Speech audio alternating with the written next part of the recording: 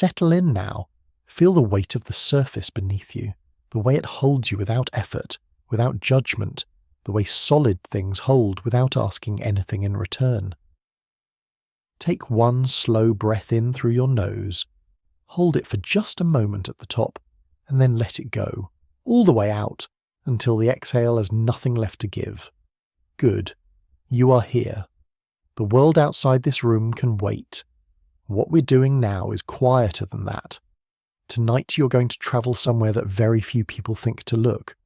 Not toward the spectacle of what a man becomes, not toward the legend that accumulates like sediment around a name spoken in fear, but backward, toward the beginning of it, toward the boy, and then the young man who existed before any of that was possible. Because the most important thing you can know about Slade Wilson, the man the world would eventually call Deathstroke, is that he was not always what he became. He was for a time simply a person, and that time matters more than most tellings of his story allow. Let your shoulders drop. If they rose when you weren't watching, let them fall now. There is no urgency here. We move slowly through this story, the way memory moves through the long corridors of a life. Slade Wilson was born into an ordinary American household, in a time when ordinary American households were asked to produce extraordinary things. The country was finding its shape in the post-war world, still adjusting to what it meant to be the dominant power in a broken century, and the culture that surrounded Slade's early years carried in it a particular understanding of what a man was supposed to be: stoic, productive, contained, capable of violence in the service of the nation, and incapable of complaint about the cost of it. He absorbed this understanding the way children absorb everything they are surrounded by, not through instruction so much as through the texture of daily life. The way his father moved through a room, the way veterans in his neighborhood held their silence, the way strength was displayed and weakness concealed. He was not a troubled boy in any visible sense. He did not carry the obvious wounds that stories sometimes assign retroactively to men who later become dangerous. He was quiet and observant. He was good with his hands. He had a spatial intelligence that expressed itself in the way he understood problems, not as abstractions, but as physical arrangements to be rearranged, locks to be opened, terrain to be read. His mind worked in tactical shapes before he had words for what that meant. The military was not an escape for Slade Wilson. It was a destination. He moved toward it with the deliberateness of someone who has identified the environment in which they will be able to become most fully themselves, and when he arrived, when he stood in the particular landscape of early training, surrounded by men who were being systematically reduced to their most essential capacities so that something more durable could be built in the place of what had been there before, he understood that he had been right. This was the world that fit the shape of him. Rest here for a moment. Breathe. There is something worth pausing on in what it means to find the place where you fit, to step into a structure and feel it hold you the way a river holds its own current, not constraining it, but giving it direction. Most people spend a long time searching for that. Slade did not have to search. He knew, and knowing too early can be its own kind of trap, though it takes years before that truth becomes visible. He lied about his age to enlist. He was 16 years old. This is the first thing Slade Wilson ever chose to do with full deliberate intention. The first act that was entirely his own rather than a passive absorption of the world around him. And it was a lie, and it was in service of moving towards something dangerous. And both of those facts say something true about the person he already was at 16, before any transformation, before any experiment, before any of the events that the legend is built upon. The man who would one day be the world's most dangerous mercenary began by deceiving the institution he most wanted to serve. The irony of that is not small. Training found him already prepared in ways that surprised even him. The physical conditioning that broke other recruits down to raw material in him met something that had apparently always been there, a body that responded to extremity, as though it had been waiting for permission to reveal what it could do. He was fast. He was strong in the particular way that is useful rather than merely impressive. He healed faster than other men. He slept less and noticed more. His officers noticed because the military is designed to notice exactly these things, and the attention they paid him changed the shape of his trajectory. He was selected for advanced infantry training, and then for something beyond that. The details blurred, as they always do when the military begins to show genuine interest in a specific human being. The paperwork grows vague, the assignments lose their straightforward clarity, the language of what you are being asked to do becomes deliberately opaque. What this meant in practice was that Slade Wilson found himself being trained in things that were not on any official curriculum: tracking, interrogation, infiltration, the particular arts of the person whose job it is to be invisible in hostile territory, and to do specific things there without anyone knowing. He was exceptional at all of it. This is not a boast embedded in the telling. It is a simple fact of what happened, and what happened matters because of what it produced, which was a young man who was skilled far beyond his years at doing harmful things to other human beings, and who had been taught to understand those skills as service, as sacrifice, as the difficult and necessary work of keeping the country safe. The reframing of violence as duty is one of the oldest and most effective psychological operations ever devised, and Slade Wilson received it completely, not because he was naive, but because it aligned perfectly with the architecture of his own character. He was someone who needed his capacity for harm to mean something. The military gave him the story that made it mean something. He met Adeline Kane in the context of training. She was his instructor, a woman of exceptional tactical intelligence, in a world that was still deciding whether to take such women seriously, which meant she had spent years operating in an environment actively resistant to her competence, and had developed in response a particular quality of self-possession that read in every interaction as absolute certainty. She was one of the finest combat trainers of her generation. She recognized in Slade Wilson something she'd not encountered before, a student who did not need to be rebuilt from the ground up because the ground he was built on was already sound, who needed only to be given tools and then left alone to figure out what to do with them. What grew between them was not the simple thing that stories sometimes make it. It was complicated from the beginning by the asymmetry of their positions, by the world they were both operating in, by the particular difficulty of recognizing genuine regard in an environment designed to strip feeling down to function. But it was real, and it endured, and it produced a family, a marriage, sons, the ordinary structure of a life built alongside another life. Slade Wilson, who would become a man without attachments, who would eventually be defined by his absolute refusal to be constrained by anything outside himself, had in this period of his life a home, had people he came home to, had the particular weight of being known by someone who did not need to be impressed by him. Let that sit quietly for a moment. The man the world fears, the man whose name is spoken as a synonym for lethal competence and absolute ruthlessness. That man had a house, had children who called him by a name that was not Deathstroke, had mornings that looked from the outside like ordinary mornings. The distance between that life and what came after it is part of what this story is about. The slow erosion of the ordinary, the gradual transformation of a man who was already capable of violence into one for whom violence became the primary language. He rose through the ranks. He was deployed to places the public did not know about, in conflicts the public was not fully told the truth of. He did things he did not discuss at home, and the things he did not discuss accumulated the way silence accumulates, not as absence but as weight, a pressure in the room that everyone in it can feel without anyone naming it.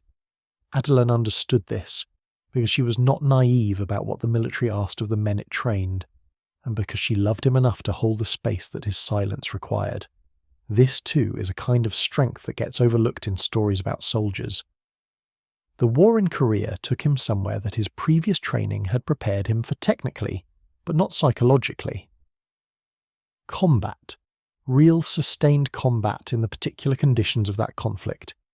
The cold, the terrain, the specific character of an enemy that didn't operate according to the doctrine he'd been trained against, required him to adapt in real time, to discard things he had learned and replace them with things he was learning, to operate in the space between what he knew and what the situation required with a flexibility that under different circumstances might have been called creativity. He survived. Many around him did not. He came back different, in the way that all men who survive that kind of experience come back different, not broken, not visibly damaged in the ways the culture had learned to recognize, but altered at some level beneath language, in the substrate of the self, where the things that happen to the body also happen to something that the body is only the outer surface of. He did not speak about this either.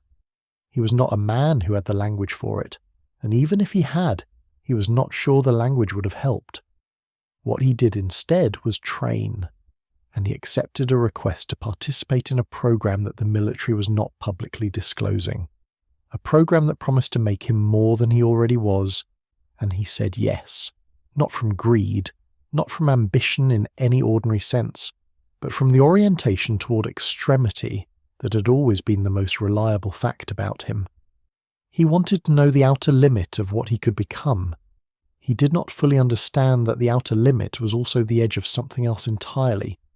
Breathe out slowly. The night is settled now around this story. The man is still whole, or close enough to whole that the difference is not yet visible. But the choice is made, and in the quiet way that choices work, everything that follows is already present in the room, the way a storm is present in the afternoon air, hours before the first drop of rain. The particular quality of his silence in those early family years was not hostile. It was simply the silence of a person who had been trained to preserve information, who had spent years in environments where disclosure was a liability, who had built around himself a habit of economy that applied to words as completely as it applied to everything else. The people who lived alongside him experienced this silence as the weather experiences a mountain. It was simply there, unchangeable, requiring navigation rather than negotiation. Adeline had learned the navigation early. His sons learned it in different ways according to their different natures, and what they each made of the silence said more about them than it said about him. He carried the war home in the way all soldiers who have seen sustained combat carry it, not as visible damage, not as the dramatic psychological injury that storytelling sometimes assigns to veterans, but as a reorganization of the interior so fundamental that ordinary civilian life never fully reoccupies the space it had before. The sounds of a house at night, the creak of settling wood, the particular darkness before dawn. These registered differently for him than they did for Adeline or the boys, carried a different weight, activated a different quality of attention. He had learned to let the attention rest, to stop scanning each new room as though it required assessment, but the learning was an ongoing practice rather than a completed achievement. The body does not simply forget what it has been taught. What drew him toward his profession in the years after the experiment was not merely the money, though the money was real, and the life it enabled was one he was unwilling to give up. It was the specificity of it, the fact that each contract had edges, had defined parameters, had a beginning and an end that he could identify and move toward. The open-ended obligations of ordinary life, the marriages and mortgages and professional relationships that committed a person to indefinite continuity, these he could not inhabit with any comfort. The contract was finite, and finitude was what he understood. This may be the most honest explanation of Slade Wilson's professional choices that the story allows. Not that he found violence easy, but that he found defined endings less painful than permanent commitments, and the work gave him endings he could complete. Let your breath settle into something slower. You do not need to do anything with what you just heard. It can rest now, in whatever part of you receives things and holds them. Your hands are loose, your jaw is soft. The light in this room, wherever you are, is exactly the right amount of light for what we're doing, which is moving gently, carefully, into the next part of a story about what happens when the outer limit of a person is tested by someone other than themselves. The program had a name, because military programs always have names. designations that turn human beings into variables in an equation, that replace the mess of a person's interiority with the clean lines of an experimental subject. The name does not matter as much as what the program was trying to do, which was this: to take the neurochemical architecture of human fear and survival and push it further than evolution had intended. The hypothesis was that certain neurological triggers, the ones that slow a soldier down at the moment when slowing down is fatal, the ones that flood the body with signals that interfere with precise action, could be suppressed, could be altered, could be rewired entirely. Slade Wilson understood when he agreed that he was volunteering to be altered. He did not fully understand the shape of the alteration, because the men conducting the program did not fully understand it either, which is the honest truth of most experiments conducted at the edge of what science can currently reach. The hypothesis is clear, but the consequences are not. He lay down on the table with the particular quality of stillness that comes from genuine courage, rather than the absence of fear, the stillness of a person who is afraid and has decided to proceed anyway. The serum they administered, a compound designed to activate dormant neurological pathways and suppress the adrenaline responses that degraded fine motor function under extreme stress, did not behave as predicted. This, too, is honest. The things we design to change one specific aspect of a complex system have a tendency to change the system in ways we did not anticipate, because complex systems are not organized around our intentions for them. The serum moved through Slade Wilson's body and found there a particular arrangement of genetics and conditioning and physical history that responded to it the way kindling responds to a spark, not with a controlled burn, but with something larger than that. He went into a coma. He was in the coma for months. The program that had created this situation responded with the institutional instinct that organizations under threat of embarrassment have always responded with, which was to manage the information, to place the situation into a category of acceptable experimental risk, to wait and see and prepare the appropriate explanations for whatever followed. Adeline sat beside him in the intervals she was permitted. She understood enough about what had happened to know that the program had not told her everything, and she loved him enough to stay anyway, and that staying in the face of institutional opacity about the thing that had harmed the person you love is one of the most difficult and under-acknowledged forms of devotion. When he woke, he was not what he had been. The change was not immediately visible. It did not announce itself in any dramatic physical transformation. He looked like Slade Wilson. He moved like Slade Wilson. He spoke with the same economy, occupied space with the same deliberate quality, met people's eyes with the same assessment. But underneath all of that, something had reorganized itself. The serum had done what it was designed to do, and more, and differently. His mind was now operating at a level that had no baseline for comparison in his own experience or in the experience of the researchers observing him. The analytical capacity that had always been present, the spatial intelligence, the tactical intuition, had expanded into something that processed incoming information simultaneously across more channels than ordinary human cognition could maintain. He could track multiple variables at once with a precision that felt to him, in the first weeks after waking, almost hallucinatory. The world so much more readable than it had ever been that the reading of it felt like a new sense rather than an amplification of an existing one. His body had changed too in ways that became apparent over time. He was faster than he had been, not dramatically faster in a way that would register immediately in controlled testing, but in practice, in the reactive speed of a body responding to threat, faster in a way that mattered. His strength had increased. His endurance was nearly inexplicable by the parameters the researchers were using to measure it, and his healing, the already anomalous healing rate that had been noticed years earlier in training, had become something that existed outside the range of normal biological function entirely. Wounds that should have taken weeks closed in days. Damage that should have been permanent was not. He processed all of this quietly. He did not perform wonder or distress about what he had become, and the researchers found this composure slightly unnerving in a way they did not discuss with each other, because the man lying on their table, who had been changed into something beyond ordinary classification, was doing what Slade Wilson had always done, which was assess the situation and decide how to proceed. And the situation he was now assessing was himself.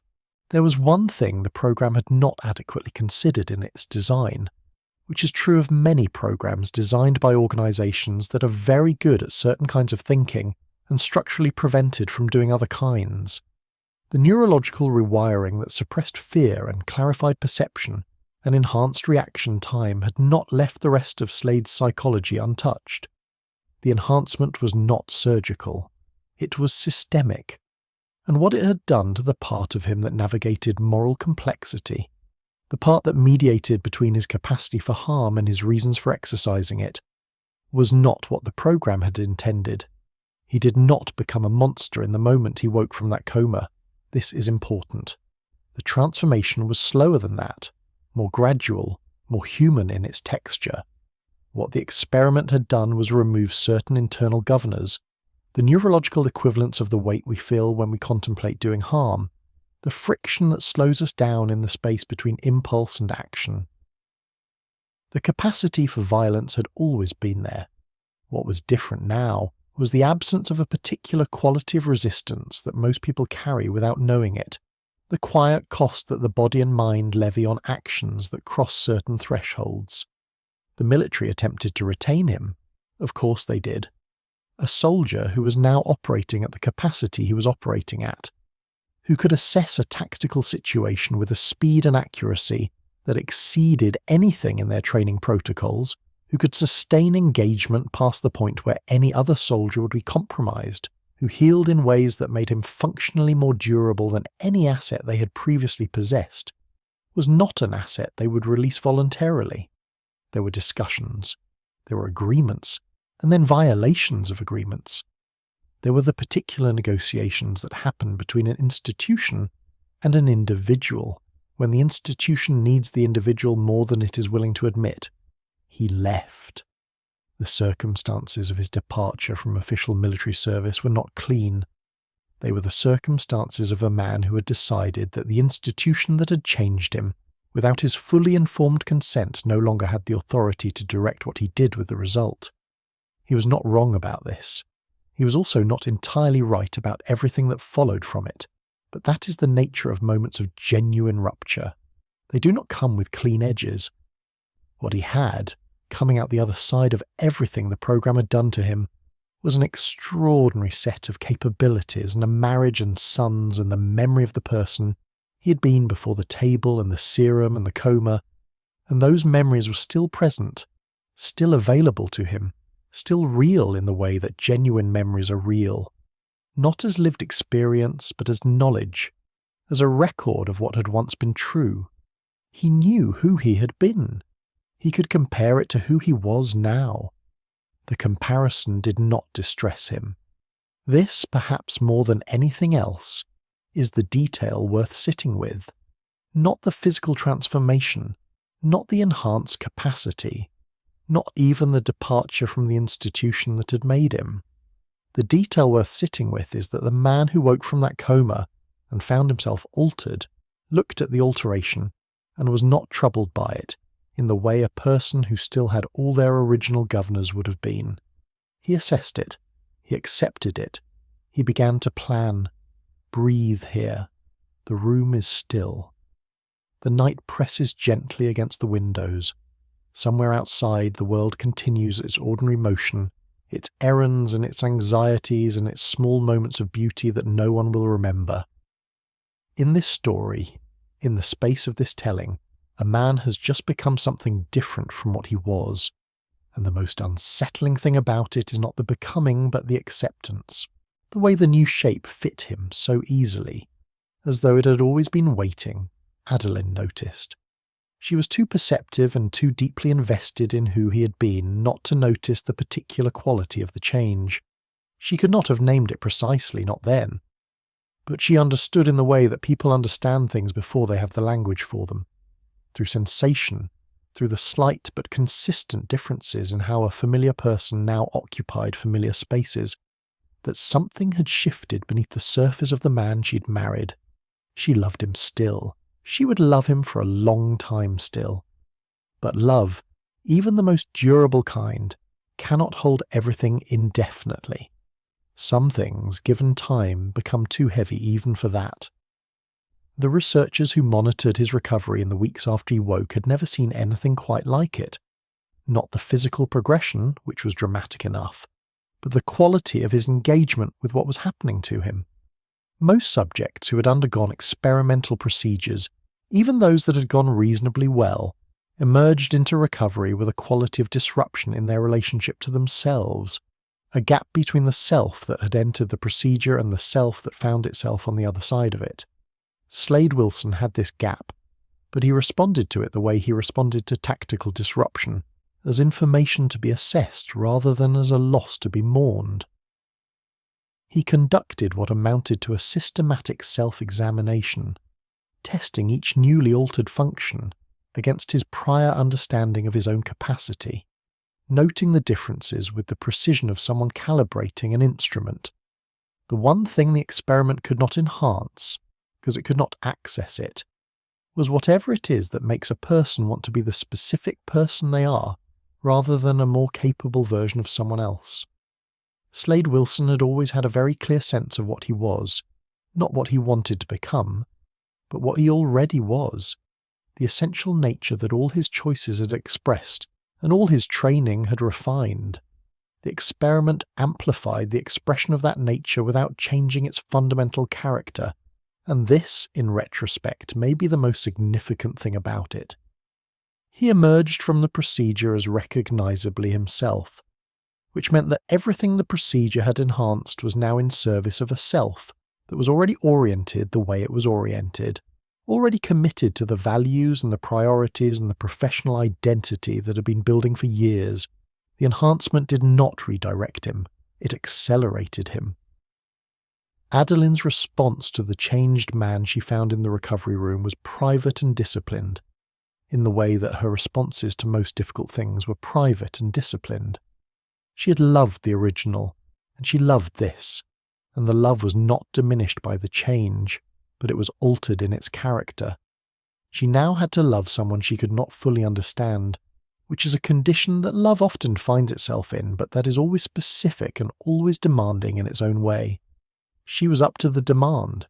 She was a woman who had made a practice of being up to the demands that her life placed on her, and this was the one she'd been given, and she accepted it with the particular combination of tenderness and assessment that was her signature quality. You are still here. Good. Let the breath move through you without effort now. In, slowly, and out, slowly. The body doing what the body knows how to do without being told. Your weight is distributed evenly against whatever holds you. There is nowhere else to be. The story continues, and the story is quieter than you might expect for a man like this. Quieter in the places that matter, in the interior of it, in the philosophy that grew in him as the work began. The name came later, as names always do. After the reputation, after the record, after enough contracts had been fulfilled with enough consistency that the people in the world who needed this kind of work began to look for this specific man, not for a body with certain skills, but for Slade Wilson, for the particular qualities he brought to an assignment that no amount of technical excellence alone could replicate. Deathstroke, the Terminator. It is not a subtle name. It was not chosen for subtlety. It was chosen the way certain flags are chosen, as a signal visible from a distance, an announcement of what you're dealing with before any dealing begins. But the name arrived at the end of a process, and the process is more interesting than the name. The process was Slade Wilson deciding, with the same systematic deliberateness he had brought to everything in his life, what kind of mercenary he was going to be. Because this was, in his understanding of himself, a professional choice, and professional choices made with intention produce different results than ones made in the absence of thought, and the quality of result was something he cared about in the specific way that craftsmen care about the quality of what they produce, independently of what the thing they are producing is used for. He would not take contracts that violated certain parameters. This is the part of the story that most tellings rush past, and it deserves more than that. Slade Wilson, in building his practice as a mercenary, established a code, not a moral code in the sense that philosophers use the word, not a framework for determining the good, but a professional code, a set of constraints that define the shape of what he was willing to do and what he was not. The distinction matters. He was not making ethical calculations. He was making professional ones. But the result in practice produced something that looked from the outside like a set of principles, and those principles held. He completed every contract he accepted, without exception. This was not a secondary feature of his reputation, it was the primary one. In a world of people who did difficult and dangerous things for money, reliability is the rarest quality, because reliability in those circumstances requires not only the capacity to do the work, but the kind of self-discipline that doesn't erode under pressure, under threat, under the particular temptations that arise when completing a contract becomes more costly than abandoning it. Slade Wilson completed his contracts. His clients knew this before they hired him. His targets knew it before they encountered him. It was part of what made him what he was. He had preferences, though he did not advertise them. Contracts with clearly defined parameters, clear intelligence about the target, clean handoffs, and clean conclusions. He had no patience for the kind of client who wanted him to improvise their vague intentions into specific outcomes, who had a general sense that they wanted a problem solved and expected him to decide what the solution was. He was a precision instrument, and precision instruments require precise direction. This was not a limitation. It was a form of professionalism. Pause here for just a moment and let the weight of this land. There is something genuinely strange about what we are describing. A man who applies the same rigorous personal standards to an enterprise that most systems of ethics would describe as simply wrong. A man who is scrupulous about his word, disciplined in his practice, consistent in his standards, and who uses all of that to do harm. The strangeness is not resolved by dismissing it. It is the thing itself. The thing that makes Slade Wilson something other than an ordinary villain, something that does not fit comfortably into the categories we use to organize our understanding of who is bad and who is good and why. He trained continuously. The enhancement from the experiment had given him a physical foundation that exceeded ordinary human capacity, but he did not rest in that advantage. He refined it. He continued to develop technical skills, weapons, hand-to-hand combat systems, interrogation, infiltration. Not because he needed them in the way a less enhanced person would have needed them, but because the discipline of the training was itself the point. He was not training to become capable. He was already capable. He was training because the practice of becoming more precise was a way of maintaining the relationship with himself that the military had given him, and that civilian life had no replacement for. He fought with a particular style that his opponents, the ones who survived long enough to describe it afterward, consistently noted as unusual. He used approximately 90% of his brain, a consequence of the experimental serum. What this meant in practice was that his tactical processing during an engagement was operating on simultaneous levels that ordinary combatants could not match. He was reading the fight as it was happening, reading the space it was happening in, reading the multiple possible futures that each moment contained, and moving through the one that led to the outcome he had selected before most opponents had finished processing what was currently happening. He was not just faster and stronger. He was thinking several exchanges ahead, while the exchange in front of him was still unresolved. He carried a specific set of weapons and used them with a specificity that reflected his analytical approach to his work. The staff, the two-bladed retractable weapon that became associated with him over time, was not a theatrical choice. It was a functional one, a weapon suited to his combination of physical capacity and combat philosophy, which valued control over lethality wherever control was sufficient, which preferred to end confrontations efficiently rather than dramatically. When the contract called for something more final, he was capable of that too, but the preference was always precision. His armour became distinctive over time. The orange and black design, half gold, half dark, carried meanings that he had not deliberately encoded in it, but that accumulated anyway, the way symbols accumulate meaning through association rather than intention. The split between light and shadow, the coexistence of opposites. People looked at it and read things into it that he had not put there. He did not correct them. The image a person projects and the image others receive are always different objects, and managing the gap between them was, in the mercenary world, a useful tool. He moved through the decades as the world changed around him. The geopolitical landscape shifted. New powers rose, old alliances dissolved. The specific configurations of who needed what kind of harm, done to whom, reorganized themselves according to forces larger than any individual. Slade Wilson adapted.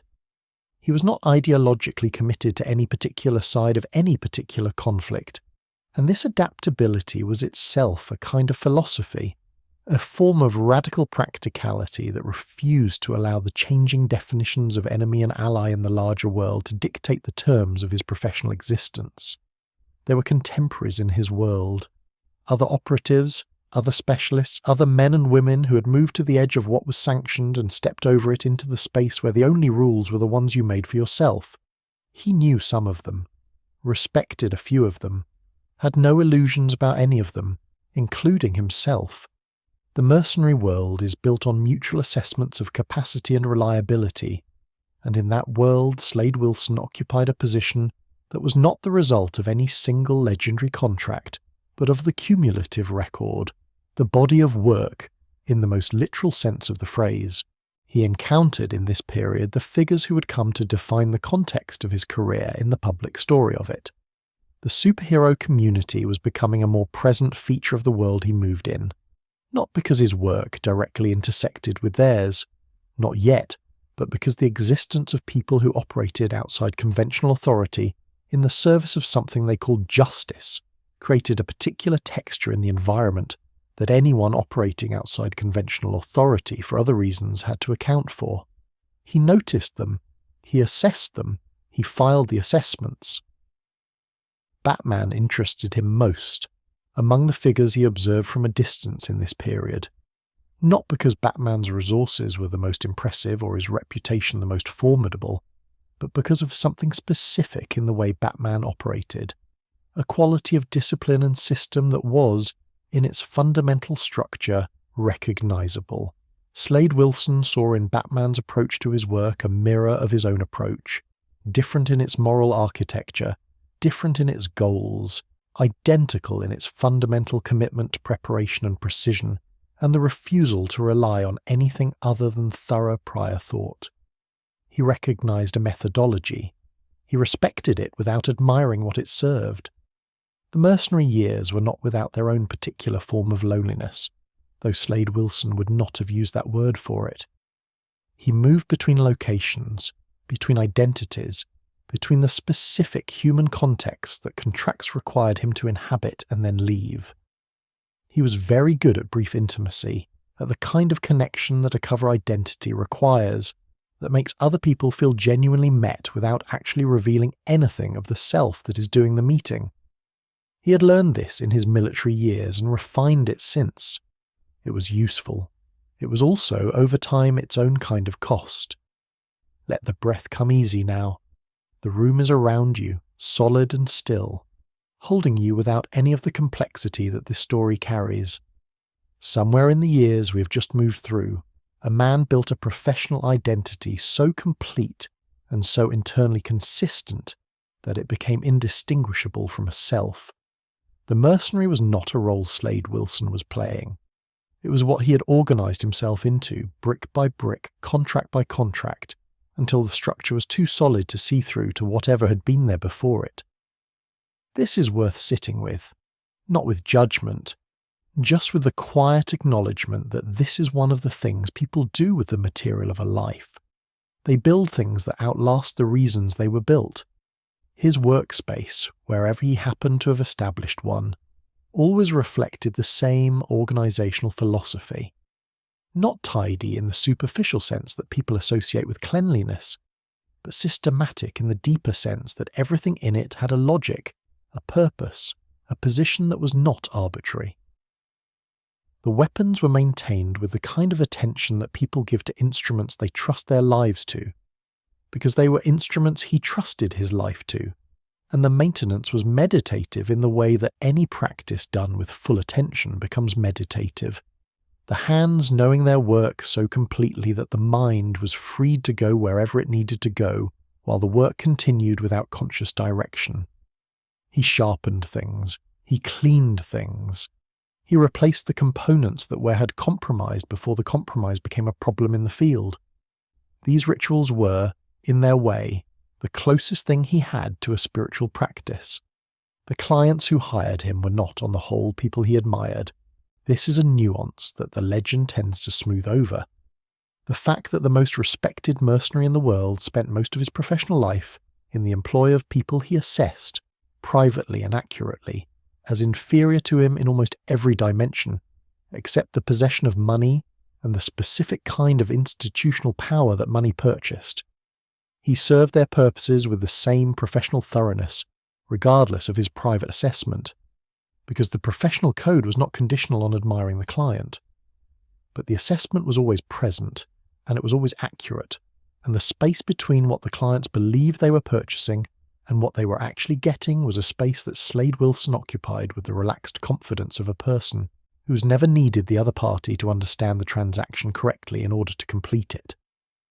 The question of what he would have been without the experiment, without the mercenary years, without the specific sequence of events that turned a gifted soldier into the world's most dangerous contractor, this is a question he did not spend much time with, and not because he was afraid of the answer. He was not built for the conditional, for the architecture of what might have been. He lived in the actual, in the specific present arrangement of what was true, and the actual did not include an alternative version of himself that had made different choices and ended up somewhere different. There was only this version, with this record, in this room. The question of whether it was the right version had no operational relevance. Breathe in slowly, and let the air find the bottom of your lungs before you let it go. Good. The narrative has brought us now to the most difficult terrain of Slade Wilson's story. Not the violence, which is easy to look at from a distance, but the intimacy, which is where the actual damage lives, where it always lives. The battles a person loses in a small room with the people they have chosen to love are the battles that define them more completely than anything that happens in the field. Adeline Kane Wilson was not a woman who suffered complexity quietly, and she would not have been useful to Slade Wilson if she had been. What she brought to their marriage was the same intelligence and precision she had brought to her military career, an ability to see through performance to what was underneath it, a refusal to be managed, a directness in confrontation that matched and sometimes exceeded his own.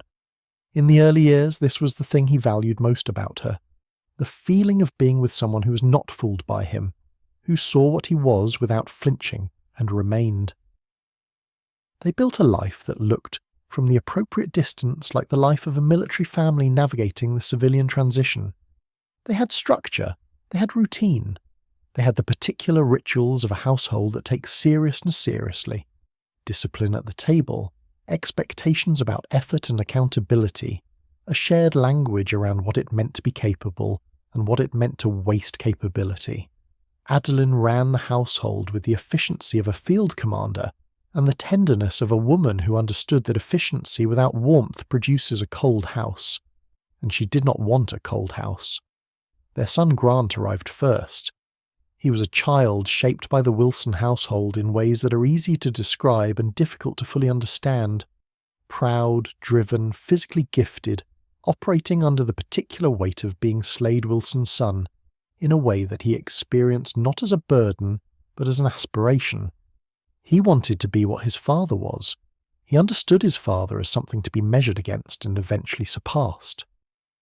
The competitive orientation toward his father was not, in the earliest years, ugly or damaged. It was the straightforward ambition of a boy who has been given a very large standard to reach. Joseph came after Grant, and he was different in almost every way. Quieter, more interior, more given to observation than to action, possessing a gentleness that was not weakness, but that existed in the Wilson household as a slightly foreign quality, something to be respected without being fully understood, by a father who had always moved toward extremity, and by a brother who understood the world as a place of contest and triumph. Joseph's gifts were not tactical. He was sensitive to the inner lives of the people around him in a way that the Wilson family did not have much language for, and he navigated this sensitivity with the adaptable grace of a child who has learned to be at home in the spaces where he does not entirely fit. Slade was away more than he was present. This is the central fact of the family's life during the years his career was building, and it is a fact that arranged everything else around itself the way a stone arranges water, producing currents and eddies and still pools in its wake. When he was home, he was fully present in the way that people are fully present who understand that presence is finite and are not going to waste the portion they have. His sons felt this acutely, the particular intensity of a father's attention, who does not give it always, who gives it in concentrated doses that are experienced as both a gift and a reminder of the usual absence. Adeline understood, in the years when their marriage was still whole, that she had married someone who would always be more completely himself in the field than he would ever be at the dinner table. She did not resent this in the way she might have resented it if she had not been formed by the same world, if she had not herself known the particular hunger of people oriented toward extremity, the way the ordinary dimensions of life are always a little too small for them. She'd contained her own version of this hunger within the structure of her teaching career, and then within the structure of their household, and she understood what it cost and what it produced. The secret she did not know, for years she did not know, was the true nature of his work. He had maintained the fiction of a consulting career, a private security work at the level that explained his income and his absences, without revealing what the absences actually contained. Adeline was not someone who could be deceived easily, and she was not someone who would have accepted the deception if she had known it was happening, and he knew both of these things, and he maintained the fiction anyway. This is not a simple thing to hold. A man who would honour any contract in the field failed, continuously, to honour the implicit contract of a marriage built on the premise of truth. The fiction ended when a man connected to Slade's mercenary life arrived at their home.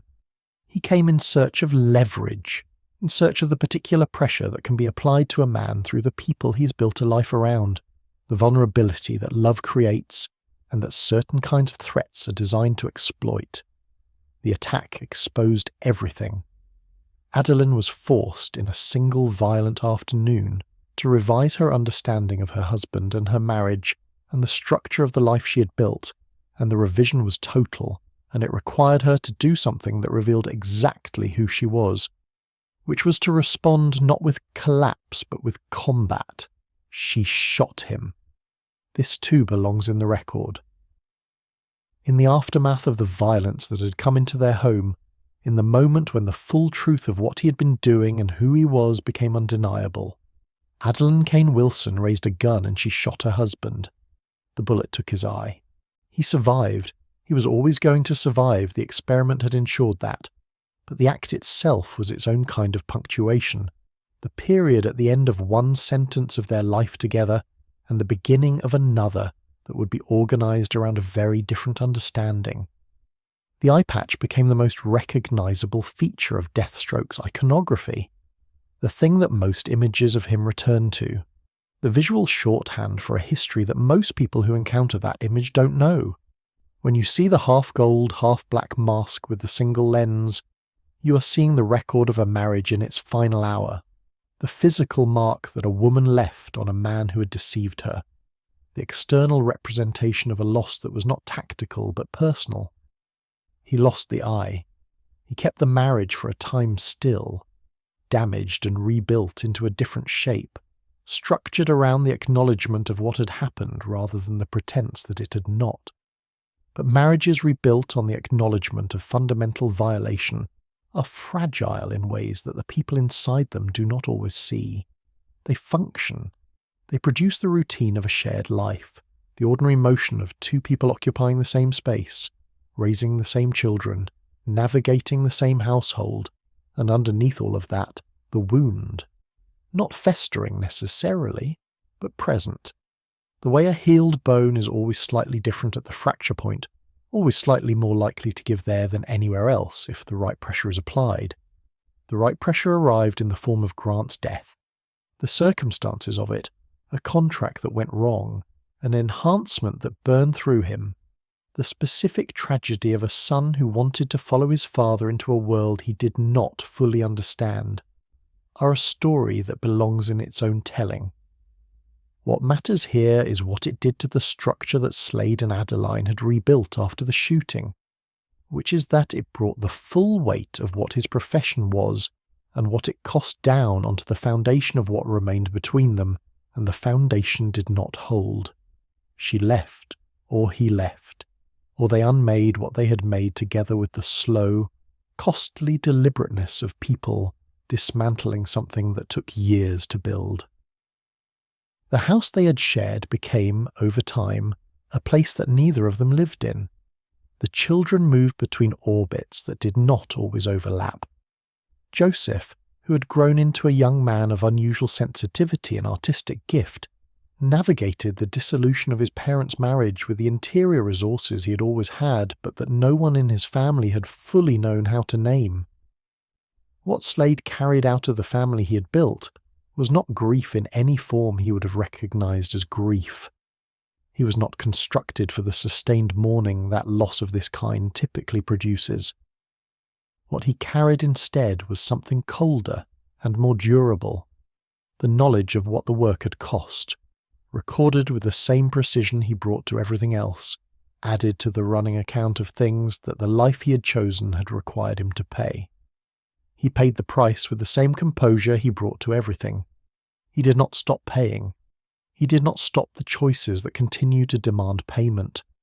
Let your breath come out completely now, until there is nothing left in the exhale, and then simply let the next breath arrive on its own. The family is over, or it has become something that no longer resembles what it was. But the children remain, particularly Joseph, gentle Joseph, who will be asked in time to carry something he did not choose and did not deserve.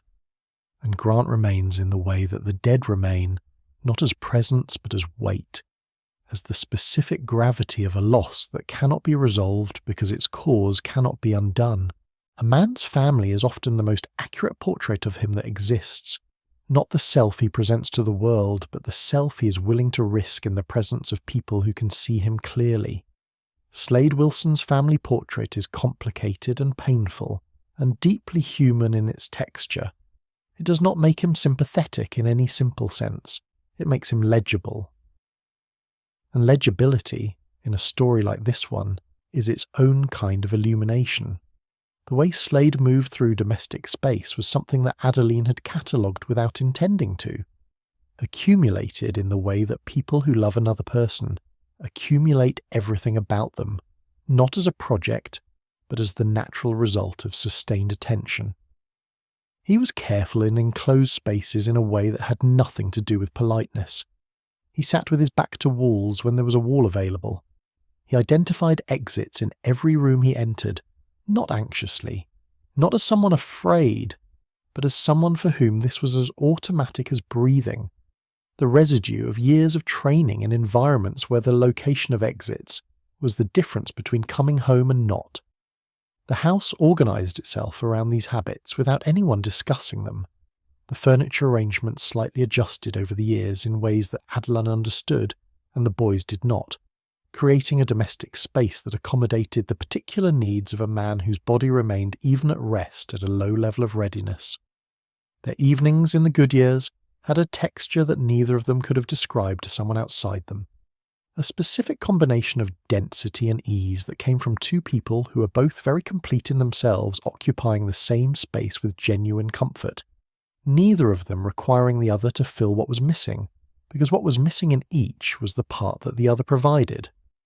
They talked, when they talked, with a directness that skipped the preliminary negotiations most couples go through to arrive at actual communication. They were silent together with a quality that silence only has between people who know each other well enough to trust it, not the silence of people who have run out of things to say, but the silence of people who are saying everything they need to say through the simple fact of being in the same room.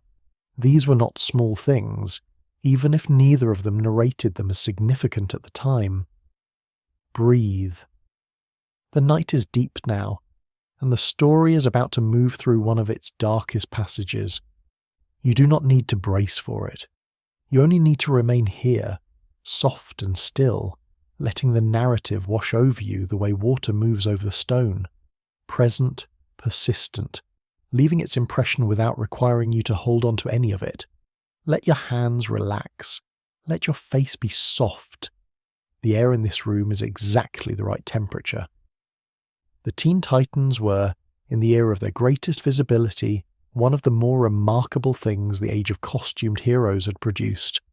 A team of young people who had come to their abilities and their vocations through proximity to adult heroes, through accident, through the specific lottery of a world where the extraordinary kept finding the ordinary and transforming it. They had gathered around each other with the particular intensity of people who feel most fully understood by those who share their specific strangeness.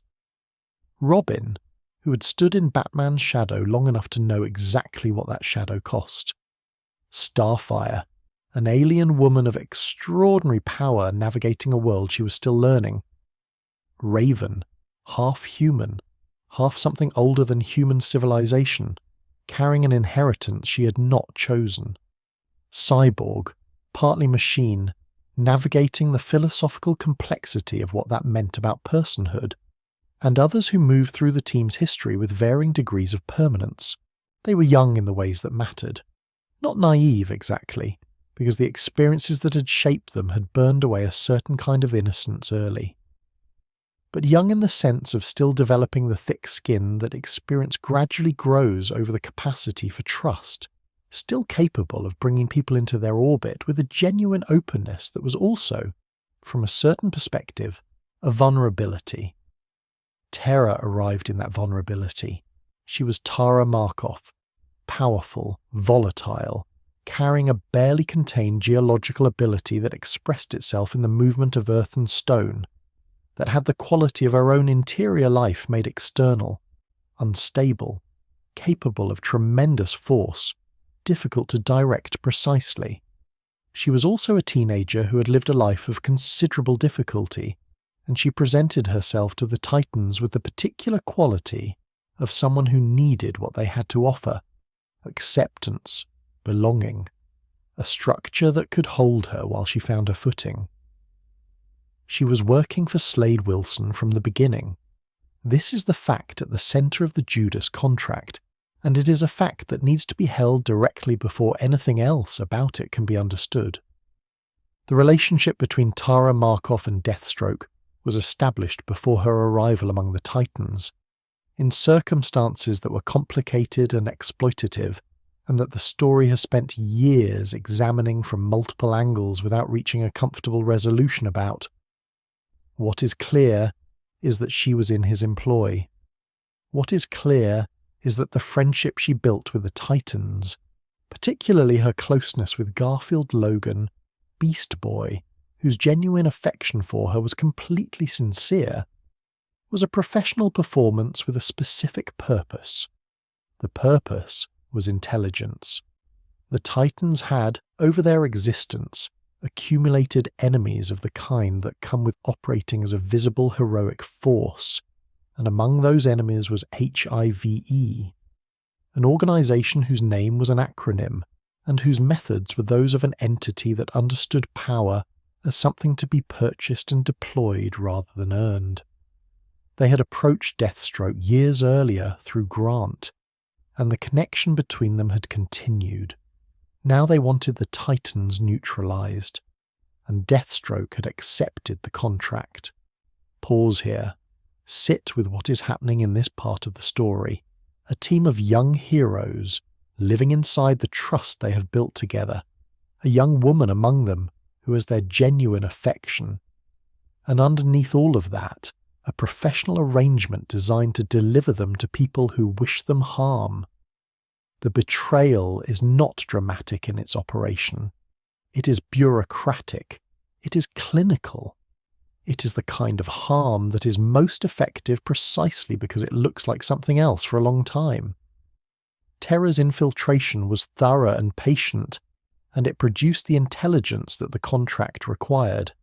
She learned the Titans' rhythms, their tactics, their relationships, their vulnerabilities, not as abstract strategic data, but as the intimate knowledge that comes from genuinely living alongside people, from sharing meals and quiet evenings, and the smaller revelations that people make in the presence of someone they trust.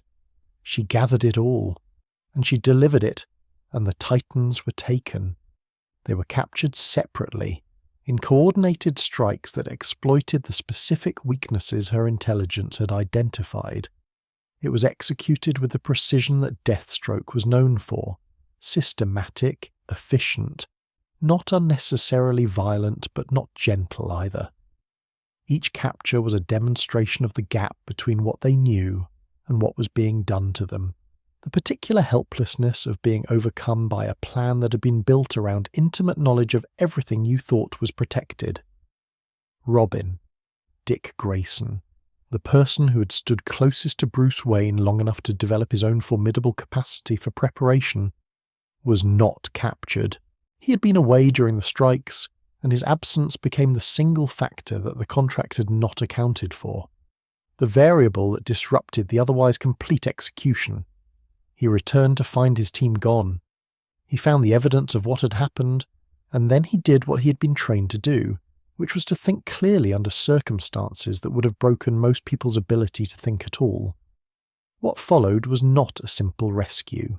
It involved Dick Grayson operating without his team, without his mentor's oversight, in the specific space between what he had been as Robin and what he was in the process of becoming, which was something of his own rather than a reflection of someone else's identity.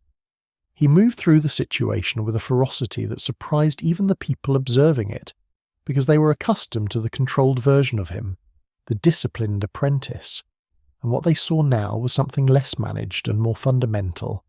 Terra's role in the end of the Judas Contract is the part of the story that has generated the most discussion and the least resolution. In the final confrontation, when the stakes were fully visible and the structure of what had been done was no longer concealed, something in her shifted in a way that was not entirely a strategic calculation. Whether what happened at the end was a form of conscience or a form of despair or something more complicated than either word contains, the story does not offer a definitive answer. What it offers instead is an ending that does not comfort, that does not resolve the exploitation and the betrayal into a redemption arc with clean edges. The geological violence she unleashed at the end was not directed outward. It was total and indiscriminate, and it consumed the space she was in and her along with it. The Titans survived. The contract, in the strict technical sense that Deathstroke would have applied to it, was not completed. The Titans were not neutralized. And Slade Wilson, who had planned with such precision, who had built the operation with the methodical patience of his best professional work, encountered something that none of his planning had accounted for, which was the genuine human complexity of the person he had used as a tool. He did not speak much about what Terra's end meant to him. He had used her, and she had died, and the operational failure was significant, and underneath all of that, whether anything else was present, any form of feeling that could not be categorized professionally, is something the story allows to remain ambiguous. Slade Wilson was not a man who made his interior life available. The ambiguity is not a narrative failure. It is an accurate representation of the texture of a person who had, by this point in his life, become very skilled at not knowing the answer to that question himself. The Judas Contract left a mark on the Titans that no single battle had. Battles leave physical marks, tactical lessons, the residue of a threat survived.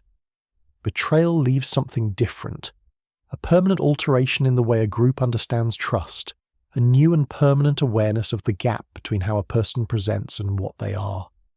Garfield Logan, who had loved Tara with the unself-conscious generosity of someone who had not yet learned to protect himself from caring, carried that loss with a specific weight that was different from anything the others carried, because what he had lost was not only a teammate, but his own willingness to be that open, that unguarded.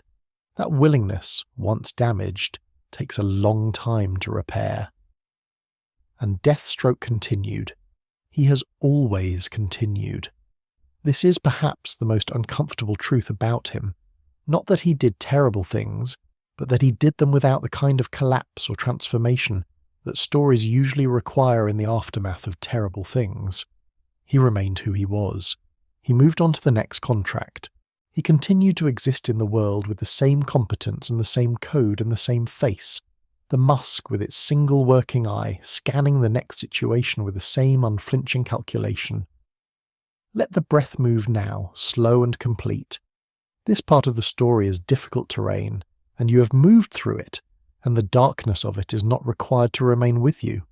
It can settle into the story where it belongs, into the past of the narrative, into the complicated record of a man whose capacity to do harm was matched only by his capacity to endure the consequences of having done it, which is not the same as his capacity to feel those consequences, and the distinction is everything. The operational planning for the Judas Contract consumed months of Slade Wilson's professional attention, months during which he was simultaneously managing other contracts, other obligations, other threads of the ongoing business of being Deathstroke. But the Titan's contract sat at the centre of the planning period as its primary preoccupation, receiving the most careful attention and the most thorough preparation of anything he had undertaken since the early years of building the reputation that made him what he was. This was not sentiment driving the thoroughness, or not only sentiment, it was also the recognition that the Titans were a formidable target, that the intelligence advantage created by Terra's infiltration was necessary but not sufficient, that the execution would require the kind of precision that only excessive preparation could guarantee. Robin's investigation, in the aftermath of the captures, had a quality that said something important about what Dick Grayson had become in the years since he first put on the costume in Bruce Wayne's shadow. He did not call Batman. This is the significant detail. The absence of that call, the choice to work the problem himself rather than summon the resources and guidance that were available to him. It was a choice that defined the distance he had travelled from the apprentice who needed the mental structure and framework to feel capable, and it was a choice made in one of the worst moments of his life, which is typically when the most accurate versions of our choices are made. He was on his own, and he proceeded as though he had always known how to be.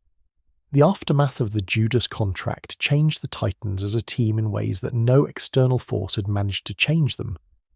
External threats, however powerful, had the effect of consolidating a team's internal bonds.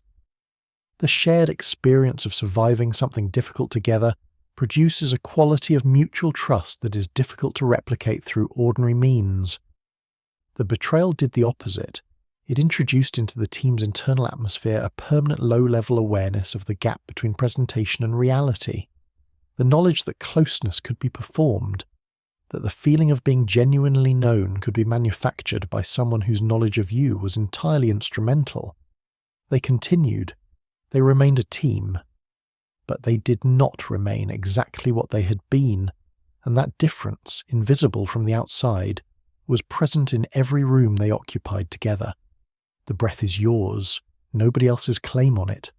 Let it be slow and unforced, the lungs doing their work without any effort from you, the body sustaining itself with the quiet competence it has always had. We go now to the beginning of the loss, to the event that precedes even the Judas Contract in the chain of cause and consequence, the death that bound Slade Wilson to a path he might otherwise have stepped back from. We go to Grant. Grant Wilson grew up wanting to be his father. This is not an unusual thing.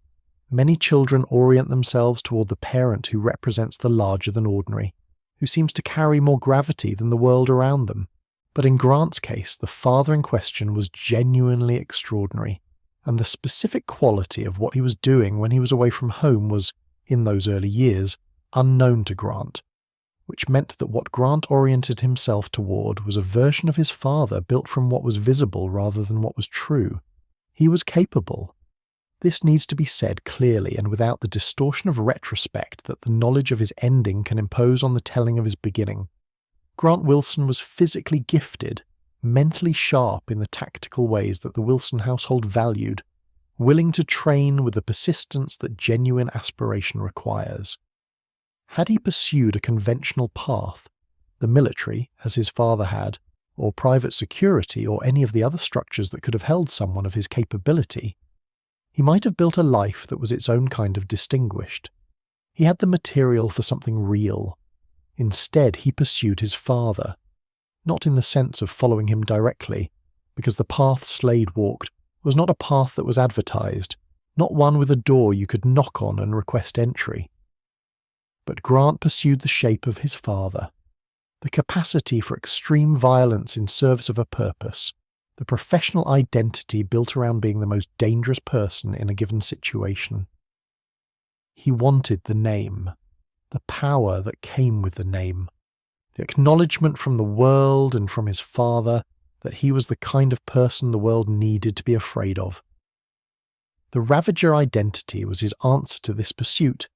He adopted it without his father's knowledge or sanction, with a particular mixture of arrogance and genuine need that characterizes attempts by sons to achieve, through independent action, the recognition they believe their fathers have withheld.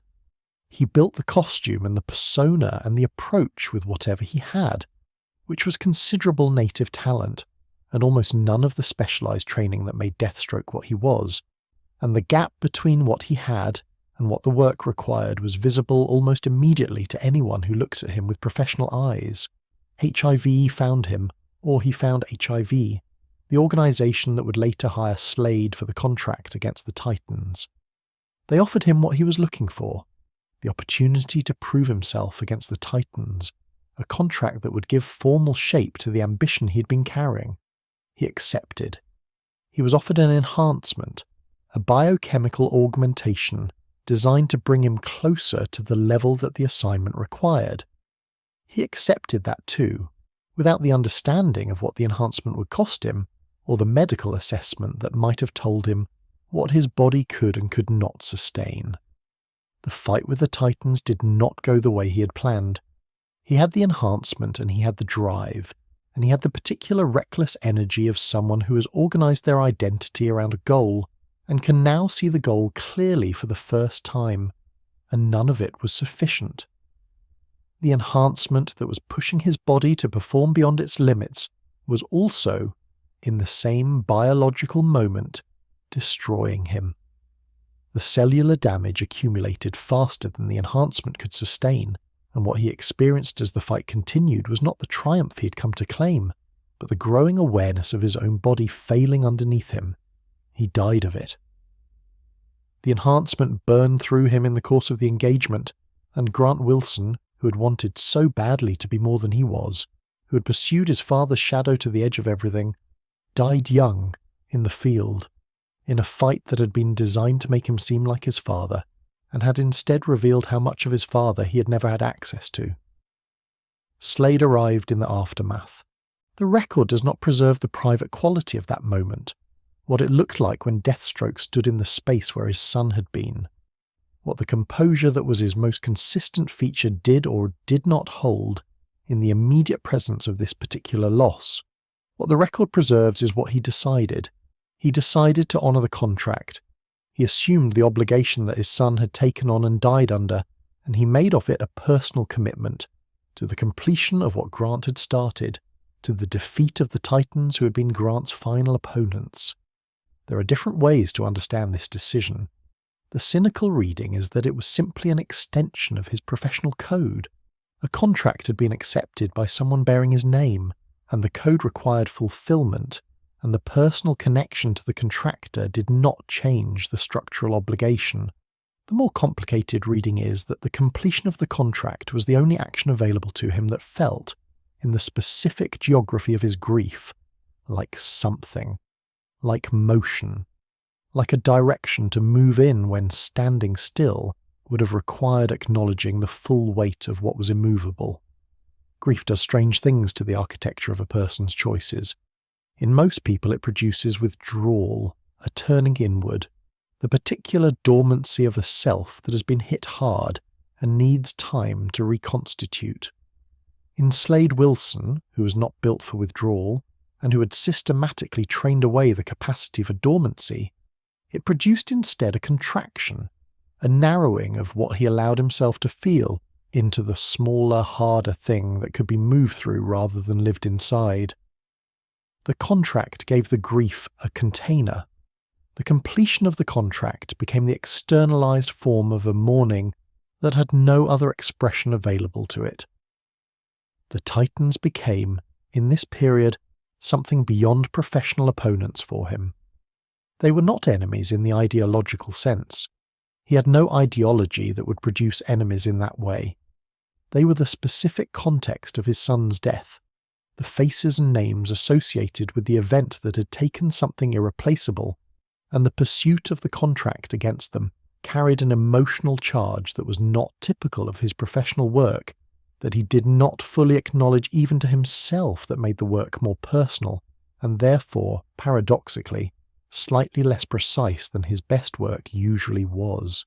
The Judas Contract, which we moved through in the previous telling, was the culmination of this pursuit. What we can see now, with the knowledge of Grant behind us, is that the elaborate operation Slade constructed against the Titans was not simply a professional fulfillment. It was a monument to his son, built in the only architectural language he had. The scale of the preparation, the years of patience, the complexity of the intelligence operation, these were not proportionate to the professional value of the contract alone. They were proportionate to what the contract meant, and then Terra died, and the contract was not completed, and Slade Wilson was left with the specific weight of a monument, built to a loss that had not been resolved by the building of the monument. This is the condition that grief produces when it's forced into action rather than acknowledged. The action ends, and the grief is still there, exactly where it was, unchanged by all the motion that was supposed to transform it. He carried Grant forward in the particular way that fathers carry sons they have lost, not as absence, but as a permanent presence of what was absent, a space in the shape of a person that everything else had to be arranged around because the space was not going anywhere. In the years that followed, when other Wilsons would move through his life, when Joseph would grow into someone who would eventually challenge him, when Rose would arrive with her own claims on his attention and his inheritance, Grant was always there, in the background, in the weight of a choice made in the immediate aftermath of loss that could not be unmade. Breathe out. The room is quiet. In the middle of this story about violence and professional codes and elaborate operations, there is a father standing over his son, and everything else in the story is organised around that centre. The armour and the name and the reputation that fills half a room when it enters, all of it has, somewhere underneath it, this: a man who could not fix the thing that mattered most, and who turned outward toward the world, toward action, toward contracts, because the alternative was to stay with what could not be fixed. That is a very human thing to do. More human, perhaps, than the rest of this story. Let it rest here in the quiet, in the place where stories like this one place, things that are too heavy to carry and too real to set down entirely. Sleep is the place where we put the things that cannot be resolved while we are awake. Breathe into it. Let the weight distribute itself, evenly, the way the surface beneath you distributes yours. The months immediately after Grant's death had a texture that Slade Wilson did not discuss with anyone, because the people he might have discussed them with had either left, or were not the kind of people one discussed such things with, and because the texture was not something that language was reaching very well in those weeks. He continued to function. The function was never in question, because function was the one thing he had organised so completely that it could persist in the absence of almost everything else. He continued to eat and sleep and plan and execute. He continued to be Deathstroke in every way that the world could observe. But in the interior, in the part of him that the world could not observe, something was happening that was slower and heavier than anything the exterior showed. A process of reckoning with the specific weight of a loss that could not be categorised professionally, that had no equivalent in the ledger of contracts and outcomes that organised his understanding of the world. He did not blame the Titans for Grant's death in any simple sense, because he was not built for simple attribution, and because the honest assessment of the situation did not support it. Grant had made his own choices.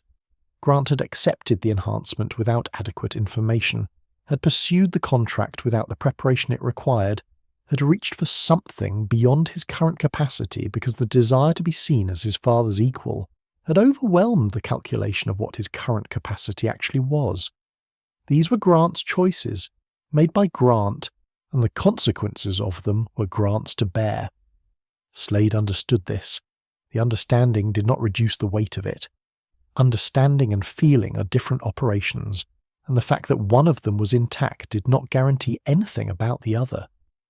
The contract against the Titans was, in retrospect, an attempt to give the grief a purpose, to transform what was an internal and unresolvable condition into an external and resolvable project. This is one of the oldest human responses to loss, and it is both understandable and doomed in the specific way that all attempts to externalize internal conditions are doomed, which is that the external resolution does not touch the internal condition. The contract would be completed or it would not. The Titans would be neutralized or they would not. And Grant would remain dead regardless of the outcome, in the particular finality of the dead, who do not become less dead when the things that couldn't save them are finally done. Let your breath arrive without being summoned, the way good things often arrive, not through effort but through the simple willingness to remain open. You are deep into the story now, and the story has brought us to the question of inheritance. Not the legal kind, not the financial kind, but the kind that moves through families in the way that certain minerals move through water, invisibly, until the things downstream begin to take on the colour and the quality of everything upstream. Rose Wilson is that question made human. She arrived in Slade's life later than his sons had, not through the marriage with Adeline but through a different relationship, one that had the quality of most of the intimate arrangements in his adult life, which is to say complicated and ultimately asymmetrical, and not adequately thought through, in its implications for anyone who was not Slade Wilson. Her mother was a woman named Lillian Worth, and the circumstances of how Rose came to know her father and to eventually pursue the identity he had built were circumstances that involved time and distance, and the particular damage of growing up in proximity to a legend you can't fully access. She was resilient in ways that were recognizable as Wilson. The physical capability was there, the same spatial intelligence, the same reflexive understanding of threat and space, and the fastest path through a complicated situation. But Rose also carried something her father did not have, something that was perhaps her mother's contribution to the genetic and biographical inheritance, which was a quality of emotional expressiveness that made her relationship to violence different from his. Where he was sealed, where the harm he did moved through him without visibly accumulating, Rose felt things, and the feeling of them was present in how she moved, and what she chose, and what those choices cost her. The villainous organisation known as the Ravager offered her the identity that bore the name her brother Grant had used. The same name, a different person, the word now carrying the additional weight of a dead brother she had never fully known. She took it with a ferocity that was partly about capability and partly about something she was working out that had no cleaner expression available to her. The ferocity was real. It was also a language she was still learning to speak accurately, without the distortions that urgency and unprocessed pain impose on every form of expression. Sit with this for a moment, because this is the heart of this particular segment of the story. Slade Wilson, the most dangerous man in a world full of dangerous people, the man whose professional code was built around the principle of doing what he said he would do and not doing what he said he would not, could not figure out what to do about his daughter. He was better at everything his reputation was built on than he was at this. And the gap between his competence in the field and his competence in the complicated space of raising a child who had inherited his capacity and was going to do something with it, regardless of what he decided was a gap that he looked across with the specific helplessness of a person encountering a problem that none of their skills address. He removed her eye. She had developed the power of precognition, the ability to perceive, in fragmentary and imperfect ways, things that had not yet happened, and the precognition was mediated through one of her eyes in a way that made it a source of uncontrollable pain and disorientation rather than a useful gift. He removed it in a clinical context, as a solution to a specific problem, and the act was medically defensible, and also the kind of thing that looks, from the outside, exactly like a father inflicting his own signature disfigurement on his child. The eye patch she wore after was his eye patch. The wound was a version of his wound. The inheritance was literal and physical and carved into her face. She did not, in the end, become what he was. She became something that is harder to name. A person who had been marked by proximity to his world, who carried the physical and psychological signatures of that world, but who was making her own choices inside it, rather than simply executing the logic it would have imposed on her. She fought alongside the Titans eventually. She occupied the same complicated moral territory that her father occupied, without the resolution of his professional code to organize it, more ambivalent, more searching, more aware of the gap between what she was capable of and what she actually wanted to do with the capability. The parallel to Dick Grayson's relationship with Batman is not an accident of the story's structure. Both are people who were shaped by proximity to a formidable figure operating at the edge of the sanctioned, who took what that figure gave them and turned it in a direction that was their own rather than an extension of the original. Dick became Nightwing, his own thing, built from Batman's teaching but expressing something that was not Bruce Wayne's at all. Rose became Ravager, carrying her father's name but inhabiting it differently, without his completeness of purpose or his closed interior. The children of legends have to decide what to do with what they were given. Not all of them manage the decision as cleanly as the story sometimes wants them to. Joseph's story briefly belongs here too, because Rose and Joseph are both expressions of the same underlying question. What happens to the people who are made from Slade Wilson's life? Joseph was gentle in ways his father didn't have the language for, and gentle things in the Wilson household moved differently through the world, required different kinds of navigation. He developed a power, the ability to enter other people's minds and control their bodies through eye contact, that was, in its fundamental character, the inverse of his father's.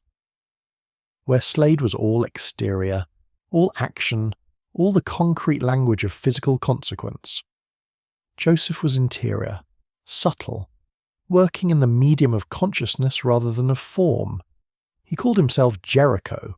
He used his gifts in the service of the Titans, who accepted him with the open warmth that was the best version of what that team had to offer.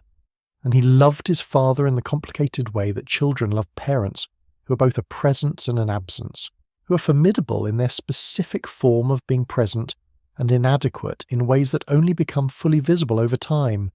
He tried for years to be the bridge between Slade and the possibility of a different version of him. This is a role that the children of complicated people often assign themselves, and it is a role that is always more costly than it looks from the outside. What Slade gave his children, all three of them, was not what most fathers give. He gave them capability, and he gave them the specific weight of his name, and he gave them, in each case, a relationship to violence that was woven into the fabric of their lives before they had the perspective to assess it. He gave them his world without giving them his protection from what his world cost, and then he watched them navigate the consequences of what he had given them with the composure that was always his most consistent quality, and that in this context read sometimes as distance, as the inability to be moved by what was happening to them in ways that would have required him to be moved differently than he knew how to be moved. Rose survived. This is the most important thing in her story. Not the eye, not the name, not the complicated path through villainy and heroism and the grey territory between them, but the simple fact of survival. She continued. She built something of her own inside the materials she'd been given. She chose, repeatedly and under conditions that made choosing difficult, to remain in the world and to continue the work of figuring out what she wanted to do in it. That is not a small thing. It is the thing. And Slade Wilson, who had built his identity around being the most difficult person in the world to kill, produced a daughter whose most significant achievement was the quiet stubbornness of staying alive and continuing to grow. He was not capable of fully appreciating this. He could assess it tactically. He could see that she was capable, that she had survived situations that would have ended most people, that her choices, whatever their moral complexity, were her choices, made from the inside of a self that was genuinely her own. But the appreciation that would have expressed itself as pride, as the particular warmth of a father watching his child become someone real, that required a kind of availability that he had spent his whole life carefully reducing. The reduction was the cost. The cost was not visible on his face. It was present in the accumulated record of moments in which he had had the opportunity to be something other than what he was, and had been what he was instead. Breathe slowly now. The segment is drawing toward its close, and what we have been through is the part of this story that deserves the most patience. Not the fights, not the contracts, not the legendary confrontations, but the family, the children, the specific kind of damage that moves through bloodlines and requires each new person in the chain to decide what they are going to do with what they have been handed.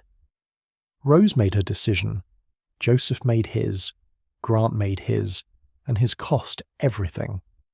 Slade watches all of it from behind the single eye that is all he has left, seeing clearly and feeling the specific limit of a clarity that does not by itself equal understanding. The legacy of violence is not the violence. The violence is over quickly, one way or another.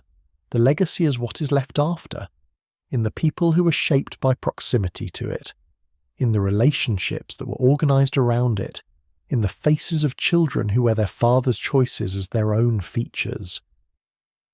The eye patch on Rose's face is Slade Wilson's truest autobiography, more accurate than any professional record, more revealing than any reputation.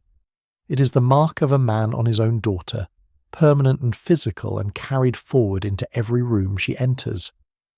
Let the breath be the simplest thing now, in and out, and the story continues around you, and you are safe within it, held by the darkness of the room and the slowness of this telling, and the fact that all of this is the past, fixed, finished, belonging to its own time. You float above it, curious, present, drifting slowly toward the rest that the body knows how to find.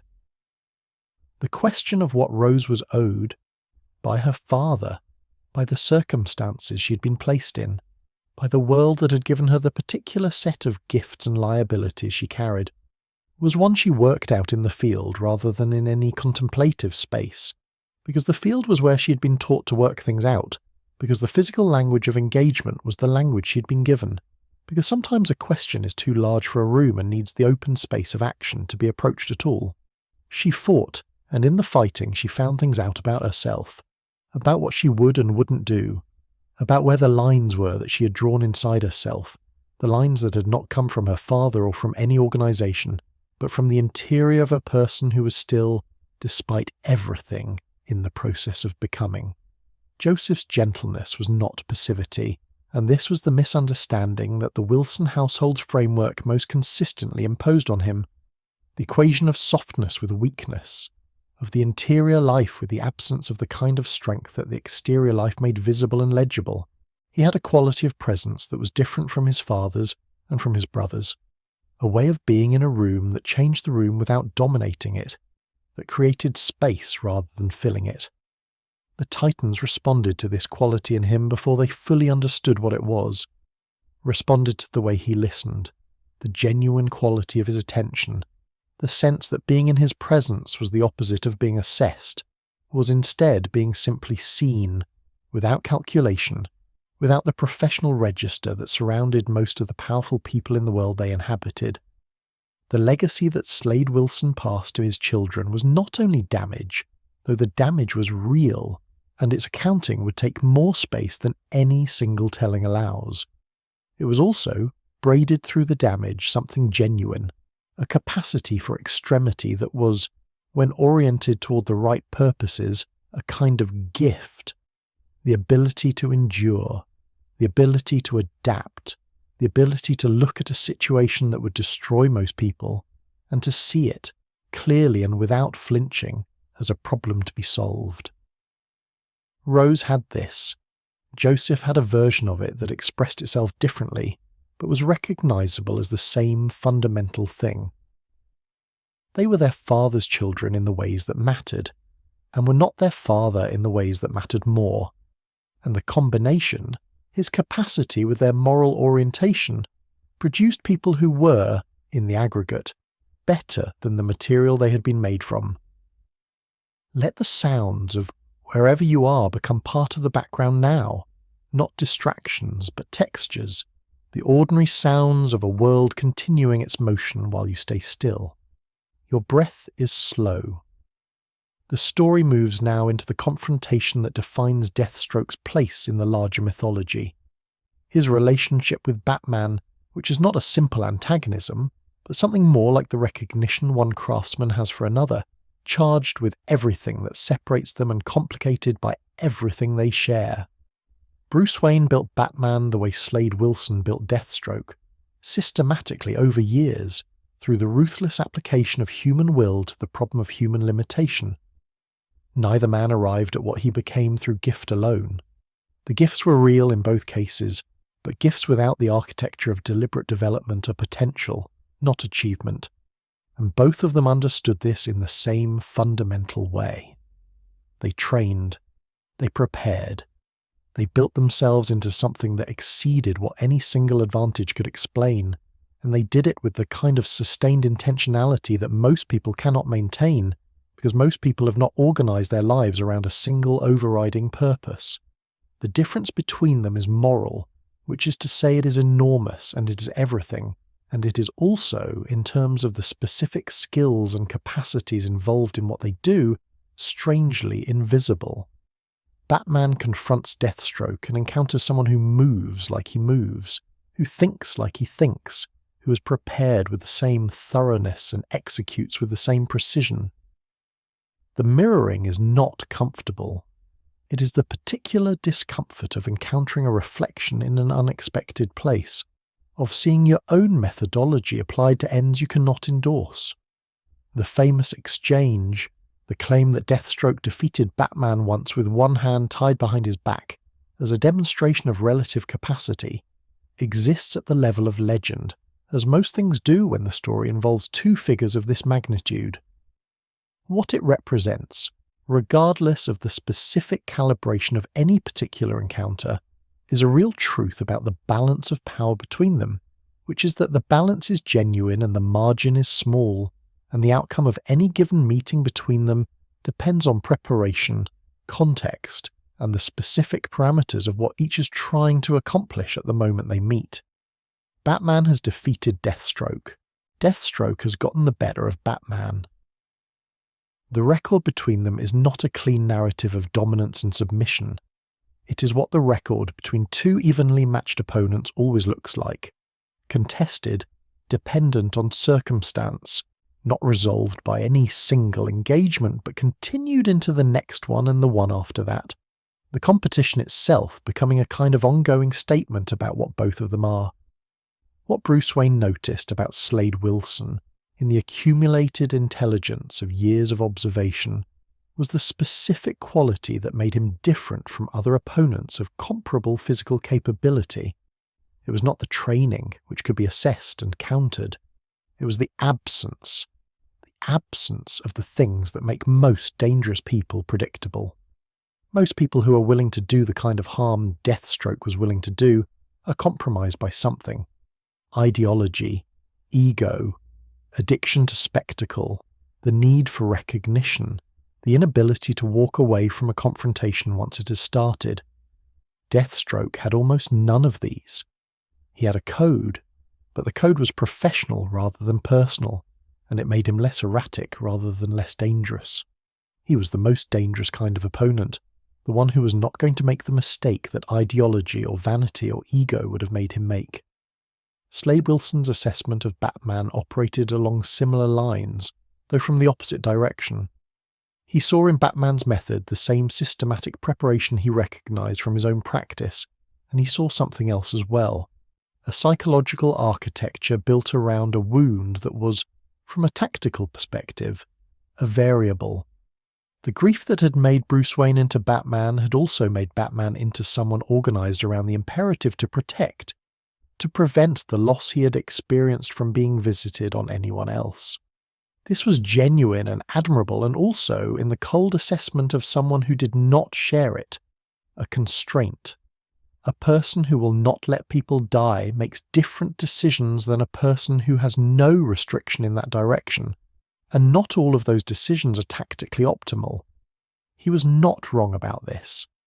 This is the uncomfortable truth embedded in the confrontation between them, that the moral boundary Batman operates within does produce tactical limitations that Deathstroke does not share, and that these limitations matter in the specific landscape of certain kinds of conflict. Batman knows this about himself. He has always known it. The line he holds is not a line he holds because it is strategically convenient. He holds it because it is what separates the thing he is from the thing he is afraid of becoming. And the fear of becoming that thing is the most honest version of the reason for the line. They have worked together in the compressed and strange way of this world, in situations where the alignment of their immediate purposes made cooperation possible despite everything that should have made it impossible.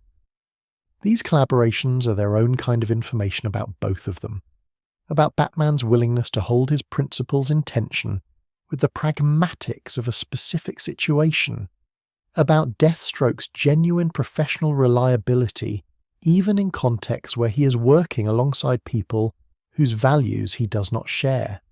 He can be trusted to do what he says he will do in the duration of a specific arrangement. This is not a small thing in a world where trust is always being negotiated. He has fought Superman. He has engaged the Justice League. He has operated in the same space as virtually every significant figure in the DC heroic mythology, sometimes as an opponent, sometimes in more complicated configurations, and the common thread across all of these engagements is that he is never simply outmatched in the way that ordinary human opponents are outmatched when they enter contact with people who can lift buildings or move at the speed of light. He makes them work. He finds the apertures in their capabilities, exploits the gaps between their powers, and the situations those powers cannot fully address, operates in the registers that physical superiority cannot simply override because the problem is not physical. Against Superman, this required an understanding of Kryptonite's properties and of the specific ways in which a person whose power is essentially complete becomes paradoxically vulnerable at the exact point where the completeness fails. The vulnerability is all the more severe because the invulnerable person has no practice with it, no conditioning against it, no learned relationship with the experience of suddenly being less than what they have always been. Deathstroke understood this analytically and used it practically, not always with full success, but with enough consistency to establish that the encounter was genuinely competitive rather than simply symbolic. Against the League as a collective, the challenge was different. A group of highly capable individuals who operated as a team, whose coordination amplified their individual strengths in ways that made the aggregate more than the sum of the parts. His approach to this was characteristically systematic, not to overcome the aggregate directly, which was not possible, but to find the specific vulnerabilities in the coordination, the moments when the teamwork assumed something that could be made not to be true, the gaps between individuals operating together that existed precisely because no team, however well trained, is as seamless as a single mind. The comparison with Oliver Queen, Green Arrow, who later defeated Deathstroke in their own sustained confrontation, is worth noting here because it illuminates something specific about what Slade Wilson can and cannot account for. Oliver Queen is not, by the standards of this world, the most powerful or the most skilled fighter available. What he has in the confrontation between them is something that Deathstroke's analytical framework did not adequately weight, which is the moral ferocity of someone fighting for something beyond the professional.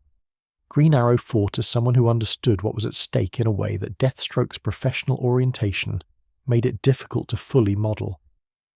The lesson of that confrontation is the same lesson embedded in everything else in this story, that human things, feeling things, the texture of genuine stakes and genuine loss are not simply calculable variables.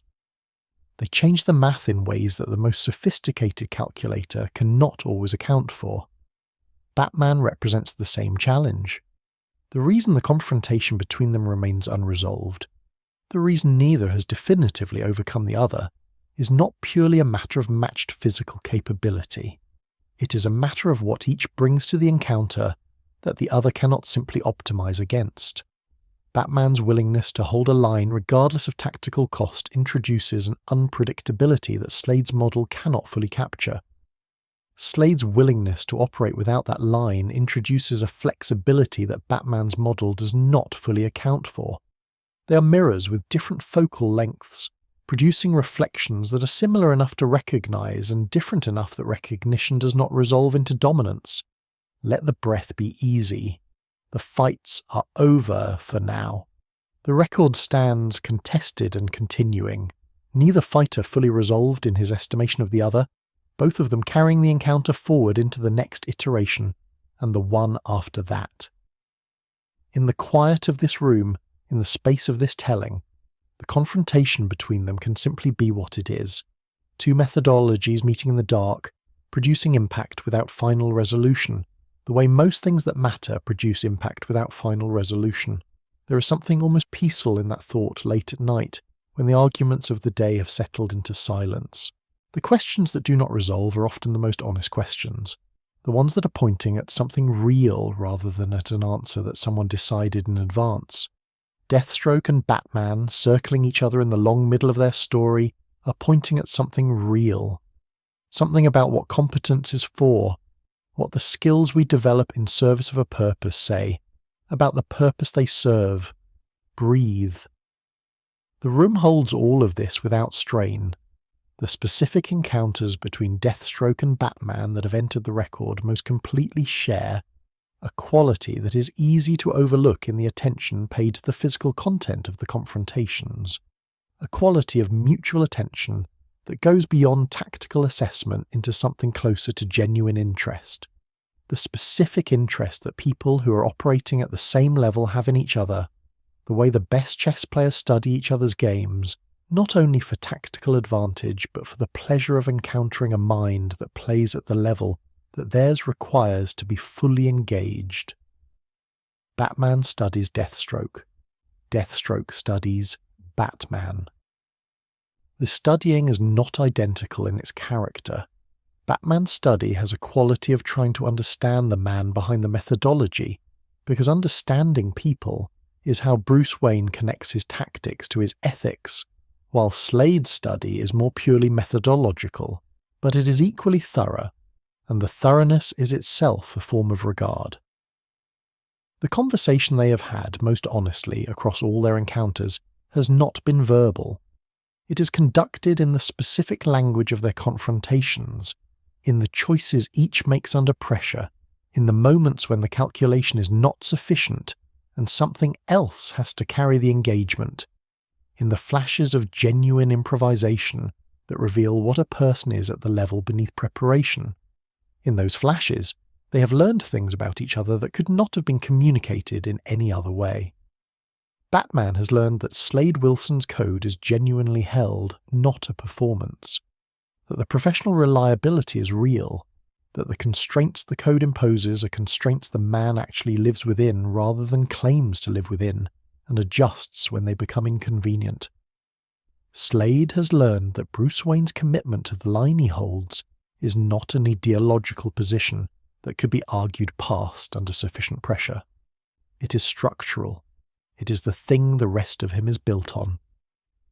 There is a version of the story in which these two men, who share so much in their methodology and their discipline and their fundamental orientation toward preparation and precision, might have been the same thing, might have been both dark and both sanctioned, or both unsanctioned and both employed, had the early losses and the early choices and the early institutions fallen differently. This is not a useful counterfactual, and both of them would have dismissed it as sentimental. But it is present in the space between them when they meet. The awareness of the road not taken that every recognition of genuine kinship carries, however different the final destinations it has led to. Breathe in, slowly, all the way to the bottom of the breath. Hold it for just a moment, gently, no strain, and then let it go completely. The night is deep now. You have been travelling a long way through this story, and the travelling has been its own kind of rest. The mind moving through a world that is not its own world, free for this time from the specific weather of its own concerns. We have arrived now at the interior of the man himself, at the question of what it is like to be Slade Wilson, at the view from behind the single eye. He sees approximately twice what an ordinary person sees. This is not metaphor. It is the literal consequence of the experiment, of the neurological reorganization that expanded his processing capacity in ways that include a wider and more detailed intake of sensory information than the unaltered human nervous system is built for. He sees more. He processes what he sees faster. He retains it more completely and accesses the retained material more efficiently. The world, from inside Slade Wilson's experience of it, is simply more visible than it is for most people who move through it. This amplification of vision, of perception broadly, produces a particular kind of solitude. Not the solitude of the person who has been rejected or abandoned, not the social isolation that reads as loneliness, but the solitude of the person who processes reality in a register that has very few other occupants. He can look at a room and see it in a way that produces in him a specific understanding of what is happening in that room, what has recently happened, what is likely to happen next, and the gap between what he sees and what everyone else in the room sees is a gap that cannot simply be closed through explanation. It is structural. It is the natural consequence of the enhanced capacity, and it is the thing that makes every interaction he has slightly asymmetrical, slightly one-sided, the way conversations with a person who speaks two languages are one-sided in a country where only one of the languages is spoken. He is not, to be clear, a philosopher. He would not describe himself in those terms, and would likely find the description faintly irritating in the way that practical people find abstract categorizations irritating. But he thinks, and the quality of his thinking has a philosophical texture in the sense that he reasons from first principles rather than from conventions, that he does not accept the inherited frameworks of his culture without examining whether those frameworks are actually doing what they are advertised to do, that he has spent decades in a position that is explicitly outside the social contract and has had in that position extensive time to consider what the social contract is actually for. His view of heroism is one of the most interesting things in his interior. He does not regard it with contempt, the dismissive attitude that straightforwardly villainous figures often adopt toward the heroic. He regards it with something closer to honest assessment, the way a structural engineer regards a building that has been constructed with good intentions and materials of questionable quality. He can see what it is trying to do. He can see where the structure is sound and where it is not. He does not need to believe in the building to be capable of this assessment. and the assessment is not distorted by the need to tear the building down. What he does not accept is the claim that the moral framework that most heroes operate from is as clear or as clean as it presents itself to be. He has been, in his career, on the opposing side of people who describe themselves as heroes and were doing things that required considerable qualification of the word. He has also been hired by people who describe themselves as legitimate authorities and were doing things that were not, by any standard, better than what he was doing in their employ. The world he has moved through does not cleanly divide into the doing right and the doing wrong, and his experience of it has given him a very detailed knowledge of the ways in which the labels that are applied to the divide do not match the actual terrain. Pause here in the fullness of this. This is the most uncomfortable part of the argument that Slade Wilson's existence makes. Not that he does terrible things, but that the clarity he claims about the moral landscape of the world he operates in is not simply self-serving rationalization. He is, in significant ways, correct about the opacity of the distinction between sanctioned and unsanctioned violence. The wars that produced him were authorized by governments acting in their own interests and causing damage that was not always clearly differentiated from the damage he caused for private clients. The heroes who oppose him are operating from moral frameworks that do not always survive contact with the complexity of the situations they are applied to. He sees these things, and he is right to see them, and the fact that he uses his correct seeing in the service of ends that most people would call wrong does not make the seeing incorrect.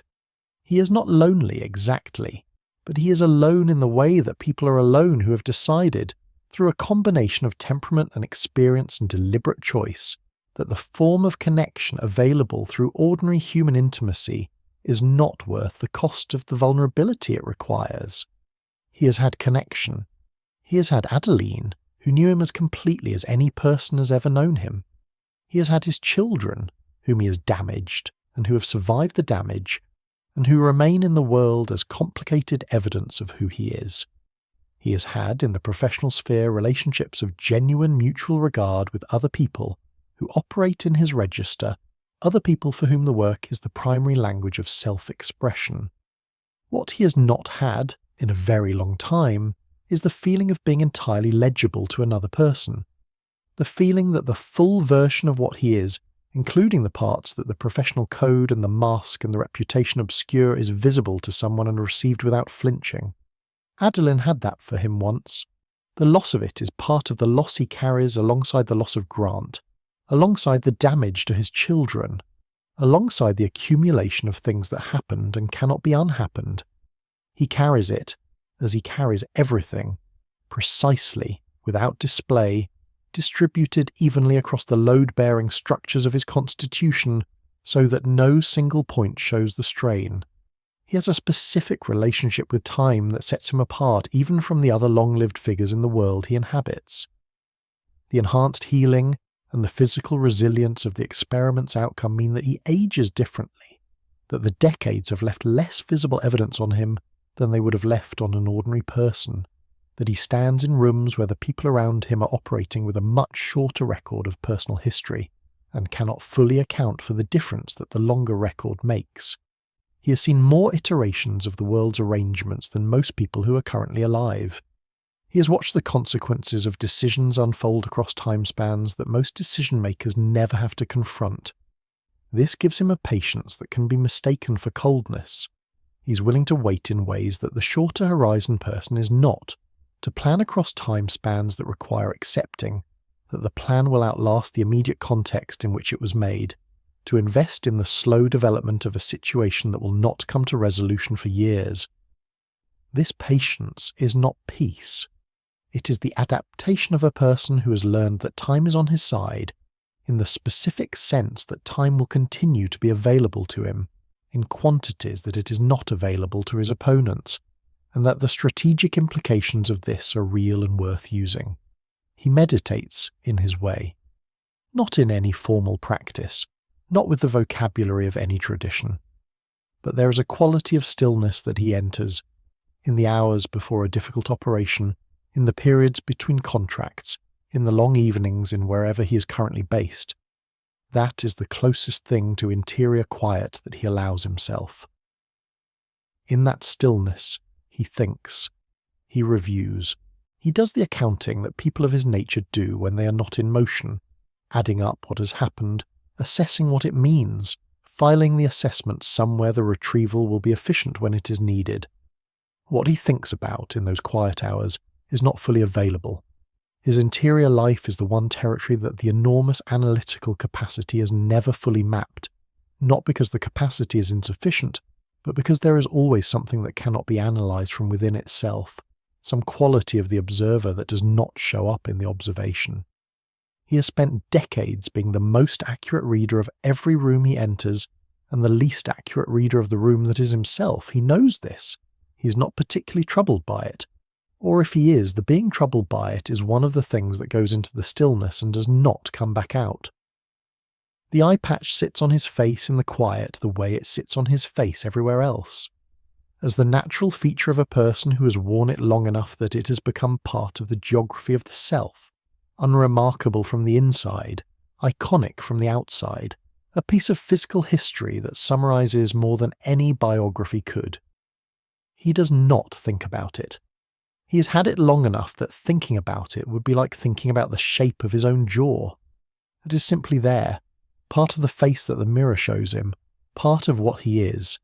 He is, in the solitude of the honest assessment, a person who made a series of choices, and then made more choices in response to what those choices produced, and then more still, the way all people make choices, in a chain that stretches back to, before the first choice they would call their own, to the genetics and the circumstances and the culture that they were placed inside before they had any capacity to place themselves.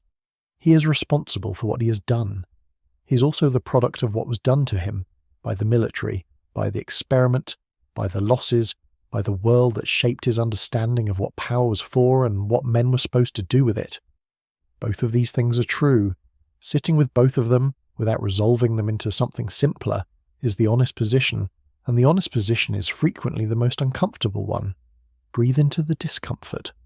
Not to fix it, not to explain it away, but simply to acknowledge that the world is this way. That the people who do the most damage are not always the simplest people, and that simplicity would be easier to live with but is not what the evidence shows. The room is still. Your breath is slow. The story has been building towards something. The way long stories build toward their endings, not by arriving at resolution, but by accumulating enough material that the weight of it becomes its own kind of rest. Let the weight settle. You are nearly at the end of this journey. One more passage to go, and then the quiet that follows when a story has been fully told. He has, in the long record of his career, done things that he assessed correctly as the right action, given the parameters of the situation, and that he would assess the same way again if the situation recurred. This is a disturbing fact, and it deserves to sit without the comfort of an easy counter-argument. The actions that he assessed as correct were, in many cases, assessed as correct by the standards of a professional code that most moral frameworks would not endorse. But within those standards, the assessments were accurate, and the actions were appropriate to the assessments, and the consistency between his standards and his actions is, this is the disturbing part, a form of integrity. Not the integrity that most systems of ethics would call integrity, but the integrity of internal consistency, of a self that behaves according to its own stated principles. He is not a hypocrite. Whatever else he is not that. The question of whether he has been happy, whether the specific arrangement of his life has produced anything that qualifies as happiness, rather than something else, satisfaction perhaps, or competence, or the particular form of contentment that comes from being entirely what you are in a world that tends to require people to be less than what they are, is one that he has not answered publicly, because public answers to private questions are not something he has ever had any interest in. What can be observed is that he continues. He continues with a quality of engagement that does not look like suffering. He brings to his work the same attention and precision that he has always brought, and the quality of that attention, its completeness, its willingness to be entirely present in what it is attending to, is as close to a portrait of interior life as the exterior can provide. In the universe of figures he has known and opposed and occasionally worked alongside, there are very few who have genuinely surprised him. Surprises require assumptions that turn out to be wrong, and Slade Wilson makes fewer bad assumptions than almost anyone in the world he inhabits, because his capacity for accurate assessment of people and situations has been systematically developed over decades and further refined by the enhanced perception that the experiment produced.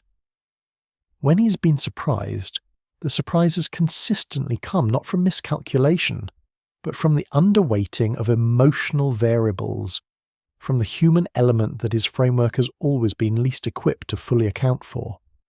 This is the thing that has gotten the better of him, in the specific encounters where something has gotten the better of him.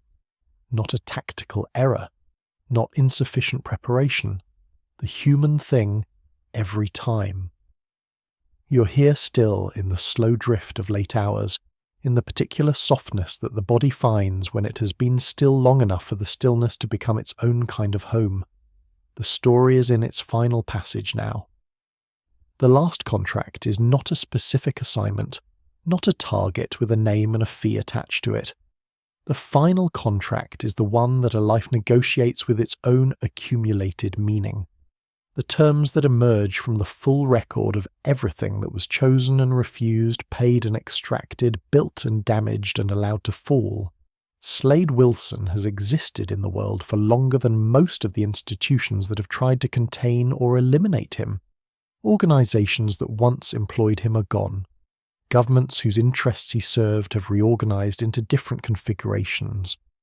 The specific geopolitical landscape of the conflicts he moved through in his early career has been replaced by new conflicts with new names, though the underlying structure of what human groups do when they want something. Another human group has remained consistent in the ways that the underlying structure of such things always remains consistent. He has outlasted most of his contemporaries, in the mercenary world, in the military world, in the world of operatives and specialists that exist in the margins between the sanctioned and the unsanctioned. He has also outlasted several attempts to end him. This is not simply a statement about physical durability, though the physical durability is real and is the foundation of everything else. It is a statement about the particular combination of preparation and adaptability, and the absence of the self-destructive qualities that tend to eliminate people in his profession before external forces do. He does not take unnecessary risks. He does not let pride override assessment. He does not allow the record of what he has survived to persuade him that survival is guaranteed, because the only people who believe their survival is guaranteed are the people who have not yet encountered the specific situation in which it isn't. The mythology that has accumulated around him is something he regards with a detachment that is genuine rather than performed. He knows the reputation. He understands its function in the professional world he inhabits, the way the name and the record clear certain kinds of resistance before any engagement begins, the way it shapes the calculations of people who are considering whether to hire him or oppose him. The mythology is a tool, like everything else. He maintains it with the same professional attention he brings to maintaining his physical capability and his tactical knowledge. Not because he is invested in it personally, but because it serves the work. He has been called the world's greatest assassin. He has been called a monster. He has been called a mercenary's mercenary, a ghost, a weapon in the shape of a man. He has been called, by the people who know him most intimately, something more complicated than any of those. A father, a failure, a man who was more than he allowed himself to be, and less than the people who needed him to be. All of these assessments are partial. The full picture requires holding all of them simultaneously, which is the condition that all full pictures of actual people require, and which most people prefer to simplify. The children persist. This is the most accurate statement about his legacy that the record allows. Rose continues in the world, making choices, finding her way through the territory of who she is and who she wants to be, carrying the marks of her inheritance and working with them rather than simply against them. Joseph's story has had chapters of considerable darkness, the corruption of his powers, the periods in which he was used against the people he had stood with, the long recovery from what the darkness did, and through all of it, the fundamental quality of who he is has persisted underneath the damage, present and available when the conditions allow it to surface again. Grant is gone. Grant is the fact that does not change, the fixed point around which everything else continues to move.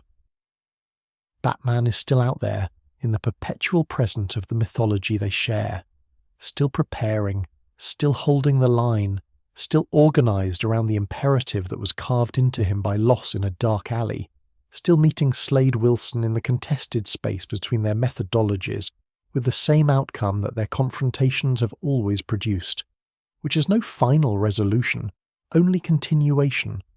They are, in a sense, what each other is most accurate against, the standard that each uses to measure the completeness of their preparation, the test that neither can simply pass once and move past. The concept of retirement exists in Slade Wilson's understanding of his own future the way weather exists in the understanding of a stone, as something that happens to other things in the world, not as a relevant category for what he himself is. He is not constituted for retirement.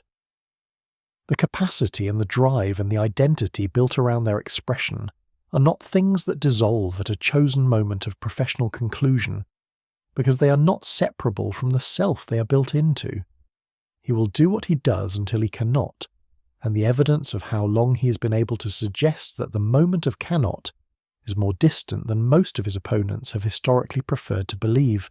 He is, in the mythology of the DC universe, the villain that other villains are measured against, not because his goals are the most grandiose or his methods the most spectacular, but because his competence is the most genuine.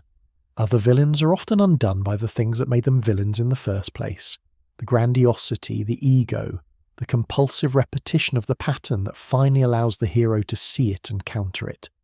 Deathstroke is not undone by this because he does not have these qualities. His consistency is his strength. His code is his consistency. His identity is his code. The structure holds because it was built from the inside rather than imposed from the outside, because it was the natural expression of who he already was rather than a construction over something fundamentally different. There is something almost admirable in this, not in what the structure is used for, that remains indefensible in any moral framework that takes human welfare seriously, but in the achievement of coherence itself, in the fact that Slade Wilson built a complete self in circumstances that produce most people's disintegration and maintained it across decades against loss and damage and the specific erosion that time applies to everything, and that the self he maintained is recognizably the same self at every point in the record as the boy who lied about his age to get into the military and felt for the first time that he was exactly where he was supposed to be. He stands now in the permanent present of the story, in the position that every complex figure in mythology eventually occupies. Neither hero nor simple villain, neither redeemed nor simply condemned, but something more difficult and more human than either of those categories. He stands as a question that the world of these stories keeps asking and has not yet answered. What do we make of a person who is capable of extraordinary harm and who is, in every other register of character, extraordinary? Is capability separable from its application? Is a code that is genuinely held more ethical than a moral framework that is imperfectly practiced? Is the discipline of a life organized around a principle, even the wrong principle, something that commands any form of respect? Or does the wrongness of the principle cancel everything else entirely? These are not simple questions. They do not have simple answers. The story returns to them because they do not resolve, and the refusal to resolve is not a failure of the storytelling, but a form of accuracy. Real things resist resolution. Real people resist the categories we build to hold them. Slade Wilson has been, for decades in the literature of these stories, the site where certain questions about violence and competence and morality and self-construction are brought to their sharpest articulation, and the sharpness is exactly the right response to questions that deserve sharpness, rather than the soft comfort of a clean answer. Let the breath be very slow now. Let the eyes, if they have not already closed, find their natural rest. The story is settling into its final shape, the way sediment settles in the hours after the current has stilled, each particle finding the level that holds it without effort. You have travelled the full length of a life tonight, from the boy in the military enlistment office, through the experiment and its aftermath, through the family and its fractures, through the contracts and the confrontations and the complicated inheritance that moves through the people who share his blood. You have held all of it, and you can set it down now. Deathstroke continues in the stories that haven't been told yet, in the next issue and the one after that, and the decades of storytelling still ahead. He continues as the test that heroes use to measure the completeness of their preparation. He continues as the father whose children are writing the second chapter of a story he wrote the first chapter of In Blood. He continues as the professional whose code holds even when everything else gives way, the one-eyed man in the world of the partially sighted, moving through every room with a clarity that is both his power and his most fundamental limitation. The mask comes off sometimes in the private hours. The man underneath it is still Slade Wilson, still the boy who enlisted, still the soldier on the table, still the father in the terrible moment, still all of those things simultaneously, the way we are all the accumulation of our moments, carrying every version of ourselves forward into every new situation, the past always present in the person the present is making. He looks at the mask, perhaps. He sets it on the table beside him. He breathes. And now you breathe too, deeply and completely, and the story rests in the space where stories rest when they are finished, in the quiet behind the telling, in the place where the world of the narrative and the world of the room you are lying in are equally soft, equally distant, equally held. If you've enjoyed travelling through these shadows tonight, let me know where in the world you're watching from and what time it is. I'm always curious about that. And if there's a legend you'd like to explore next, leave it in the comments. Sleep deeply now. You are safe, you are still, and everything the night contains is already moving slowly, gently away. Rest. The contract is complete. The armour, when he sets it aside in the private hours, reveals the body that the decades have acted on. A body that is remarkable for what the decades have not done to it, for the absence of the evidence that time normally leaves on a person who has put their body through what his body has been through.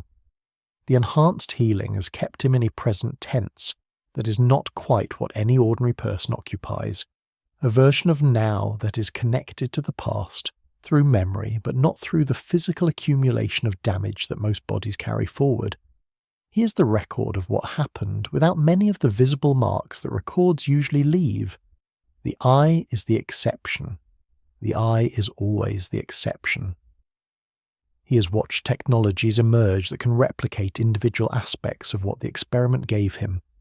The strength, the speed, the healing. And he has observed these technologies with the equanimity of someone who understands that replication of a component is not replication of the system. That what made him what he is was not any single enhancement, but the specific combination of enhancements operating in a specific person, in a specific body, shaped by a specific history.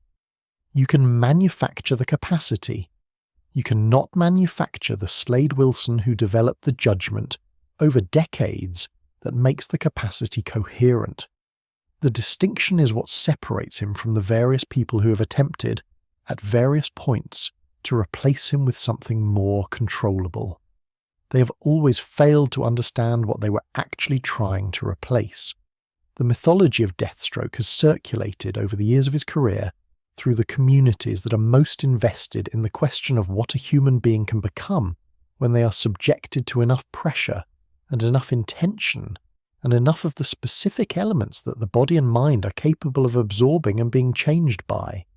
In those communities, he functions as a kind of limit case, the expression of what the human template can be pushed to in the direction of harm, the furthest legible point on a curve whose other end is populated by figures like Batman, whose orientation is toward a different application of the same fundamental drive toward the extreme.